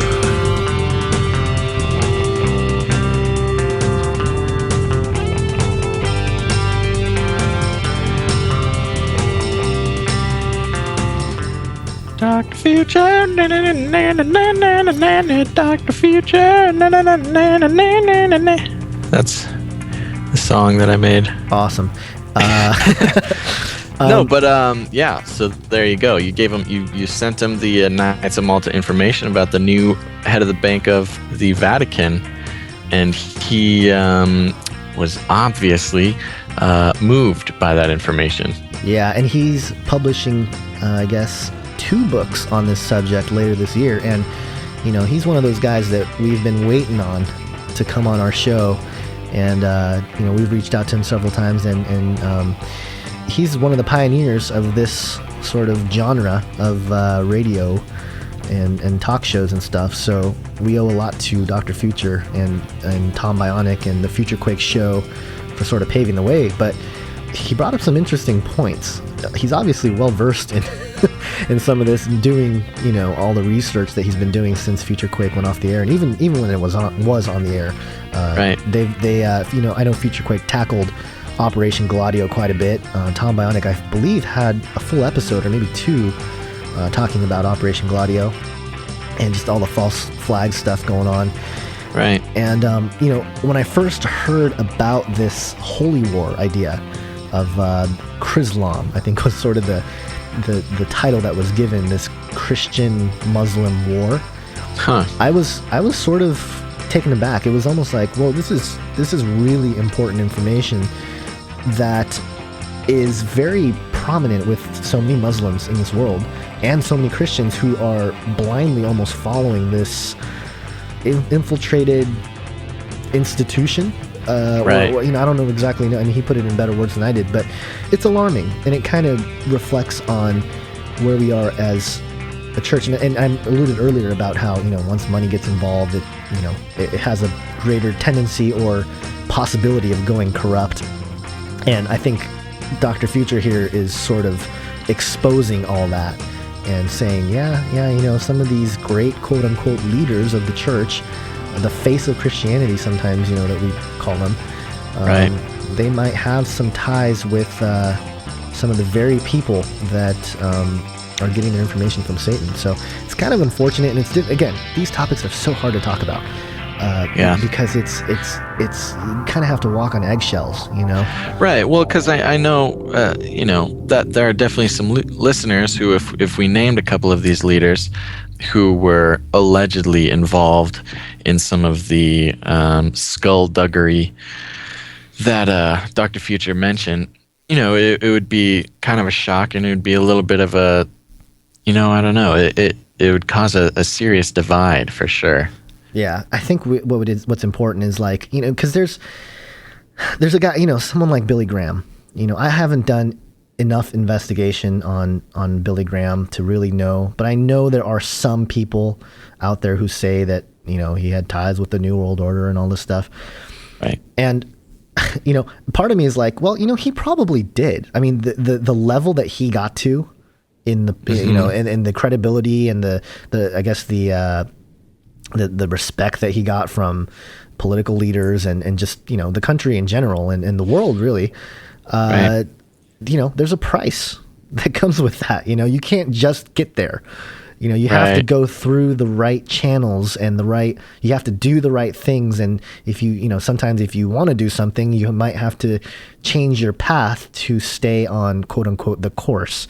Right. You know, well, and it's difficult to say as well, because when you look at different characters in the Bible as well, yeah, yep, and you see how, you know, Moses became, the Prince of Egypt. Yeah. And he's, in the ruling class of the powers who are completely enslaving the people of God at the time. And so it's you hear about people like Billy Graham, and you research some of the connections that may or may not be included in his career with the, some unsavory groups. But it's really hard to sort through, especially when so many people have been touched and their lives have been changed, and the seeming, all that he's accomplished for the kingdom and things like that. So, it's really hard. Yeah, who knows to a tread man's on heart? Subjects like that. Right? We can't really judge a man's heart. That's why God is around. I'm glad I don't have to judge people's hearts. Right. But yeah, you're right, and I think it goes back to what we were talking about earlier about God is able to work all these things. And you're right. Like when you look at the Bible, man, there are some messed up people in there that God used to bring about His stuff. So really, I know. So when you think of it that way, it's like, maybe he's he might be, even if some person that was the face of Christianity was like the most evil person ever, he's still part of the plan of God to right. Exactly. He's not doing anything that the big guy's not allowing to happen, or ordaining to happen, or whatever. So yeah, interesting stuff. Very interesting stuff. Well, I think we're coming to the end of our time here, Gons. Yeah. I'm stoked that we got to read some of these emails. Did you have one more thing to say about? Oh, I was just going to invite people to continue emailing and continue. And continue we messaging do our best us to get back to you. And if we haven't gotten back to you, we're very sorry. Just try again, and we will. We do read all of them. Yeah. But it gets increasingly more difficult to sit down and respond. But we do read them, and we do thank you for all your kind words, and we love to hear your questions and love to talk about them. So we're going to try to do more of this on-air email stuff. Yeah, and it's great. You guys are intelligent and bright, and I love our listeners. They're just so... You're so special. They're so cool. You're so special to me. We just, I wish we can just all kind of hang out. Yeah, hang out and have some coffee. And we should all hang out sometime. If you guys let us know when you guys are free. I have Wednesdays and Fridays off, so I got some Starbucks gift cards for Christmas I still gotta spend. Yeah, we can. You guys can put together your time travel portal that you're trying to open up over there, and I just want friends, man. Basil is so friend deprived that he's trying to time travel himself. Sure, I was friends with myself. Past. Okay, people. We got to the bottom of the dream. This is you're lonely, dude. Oh gosh. Lord, help me. All right, everybody pray for my loneliness. All right. Kidding. Well, thank you so much, everyone, for listening to us. And again, keep sending your emails. I certainly enjoyed the conversation you had there, Gons, with Cris Putnam. Yeah, it was fun. Thank you, Cris, for coming on. And I know it was a privilege to speak to him because he was bombarded. I'm sure. Yeah, I mean, he's a guy. Yeah. All right, and we'll be continuing to follow the new Pope stuff as it happens the next few months or so here. And we'll see if Petrus Romanus shows his face. Yeah, I forgot to mention this, and I probably should have said this at the beginning, but Douglas Hamp, L.A. Marzulli, and myself are going to do what we titled the Prophecy Forum. Woo! And it's a local thing. It's Doug and I have been trying to do sort of a little mini conference for a while now, and we've been turned down by a couple different churches more than once. But a church finally opened up their building for us to come in and talk about it, and it's not an easy thing for a church to open up to L.A. Marzulli and Doug Hamp, and they're not the most I mean, they obviously, you guys know who they are and you know what they talk about, and it's not something that you hear in the pews on Sunday. So, I'm really excited about it, but I'm actually kind of nervous about it. I realize that, my face has to be out there, and, I can't hide behind a microphone anymore. I got a beautiful face. Gosh. It's okay. It'll make people like you more. Yeah, apparently. I read That's science. If they see you, they like you more. Yeah, that's what I've heard too. It's the problem with radio. We always have these podcast companies advertising to us to start doing video podcasts because they say that you guys will like us more if we do that. Yeah. Did you know in Google Hangout, there are these new things? I think I told you about them. There's these little things where you can like disguise yourself and like they follow your face. And like I was messing around with Google Hangouts just because Douglas Hamp and I are considering doing something that's a little more, like once a week or once a month or something for the Prophecy Forum. But we're not sure yet. But I mean, we were going to do it through Google Hangout. And so I was checking it out, and I mean, you can put, a halo over your head that follows you, and, a mustache and sunglasses. That's or so an cute. eye patch. They have eye patches too. Nobody will recognize you then. No, especially for you, Basil. You can hide behind a beard and a mustache and the pirate hat they got available in there as well. The possibilities are endless. Okay, guys. So make sure you'll bring more information. Yeah, on that, Well, if you visit theprophecyforum.com, there's some info there, and I've kind of been thrown into the mix of trying to throw it all together, which I guess I was open to doing, but I didn't realize how much work it would actually be. Not to mention that I will be speaking, and I'm speaking last, so I get to follow like practically 2 days of LA and Doug, so I don't know how that happened, but I'm playing cleanup, and that's going to be in March 15th and 16th in Bellflower, California. So if you are listening and you are around Southern California, which I'm actually kind of curious how many people actually listen to us that are, local. But I mean, all those billboards we put up, you never know. Oh yeah, got the whole 405 tuning in. Yeah. Okay, well there you go. The Prophecy Forum, .com? Yep, theprophecyforum.com. Okay, check it out. And if you're in Southern California or Northern California or Arizona or just in the United States or somewhere and you want to come check it out, make sure to do that. If you're really courageous, you'd come out all the way from New York just to watch. Some people don't have anything better to do. So, I mean, myself included. Are you going to be there, Basil? Are you going to try to make it? And I can't tell you that. Oh, okay. Maybe I will, maybe I won't. Oh, great. So you guys, nobody will know. We did actually, just for the record, we did talk about, maybe doing a video type thing between for us, for Canary Cry Radio. It's true. We're talking about it. Tell us what you guys think about that. We are thinking about doing kind of a video, maybe like kind of a show type thing. We're also thinking about maybe trying to put together some sort of like live show thing. That would be fun. I don't know. Who knows? Yeah. Take it to the next level. Yeah, and we actually, I think initially we were going to actually do a sort of a Canary Cry Radio live at this event, but it kind of didn't work out that way. So just, next time. They're just not ready for us. No, they're not. The world is not ready for us to do video yet. We need to stay Plus, audio. they didn't have a crane in the building for my big flying entrance. So in your leotards and right, yes, and my big cardboard UFO. So next time, we just got to find a bigger building. Yep, and we'll do that.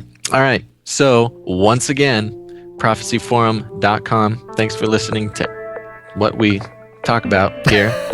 Send in your emails. canarycryradio@gmail.com. Website, canarycryradio.com. There you go. Tune in next time. And until then, think outside the cage.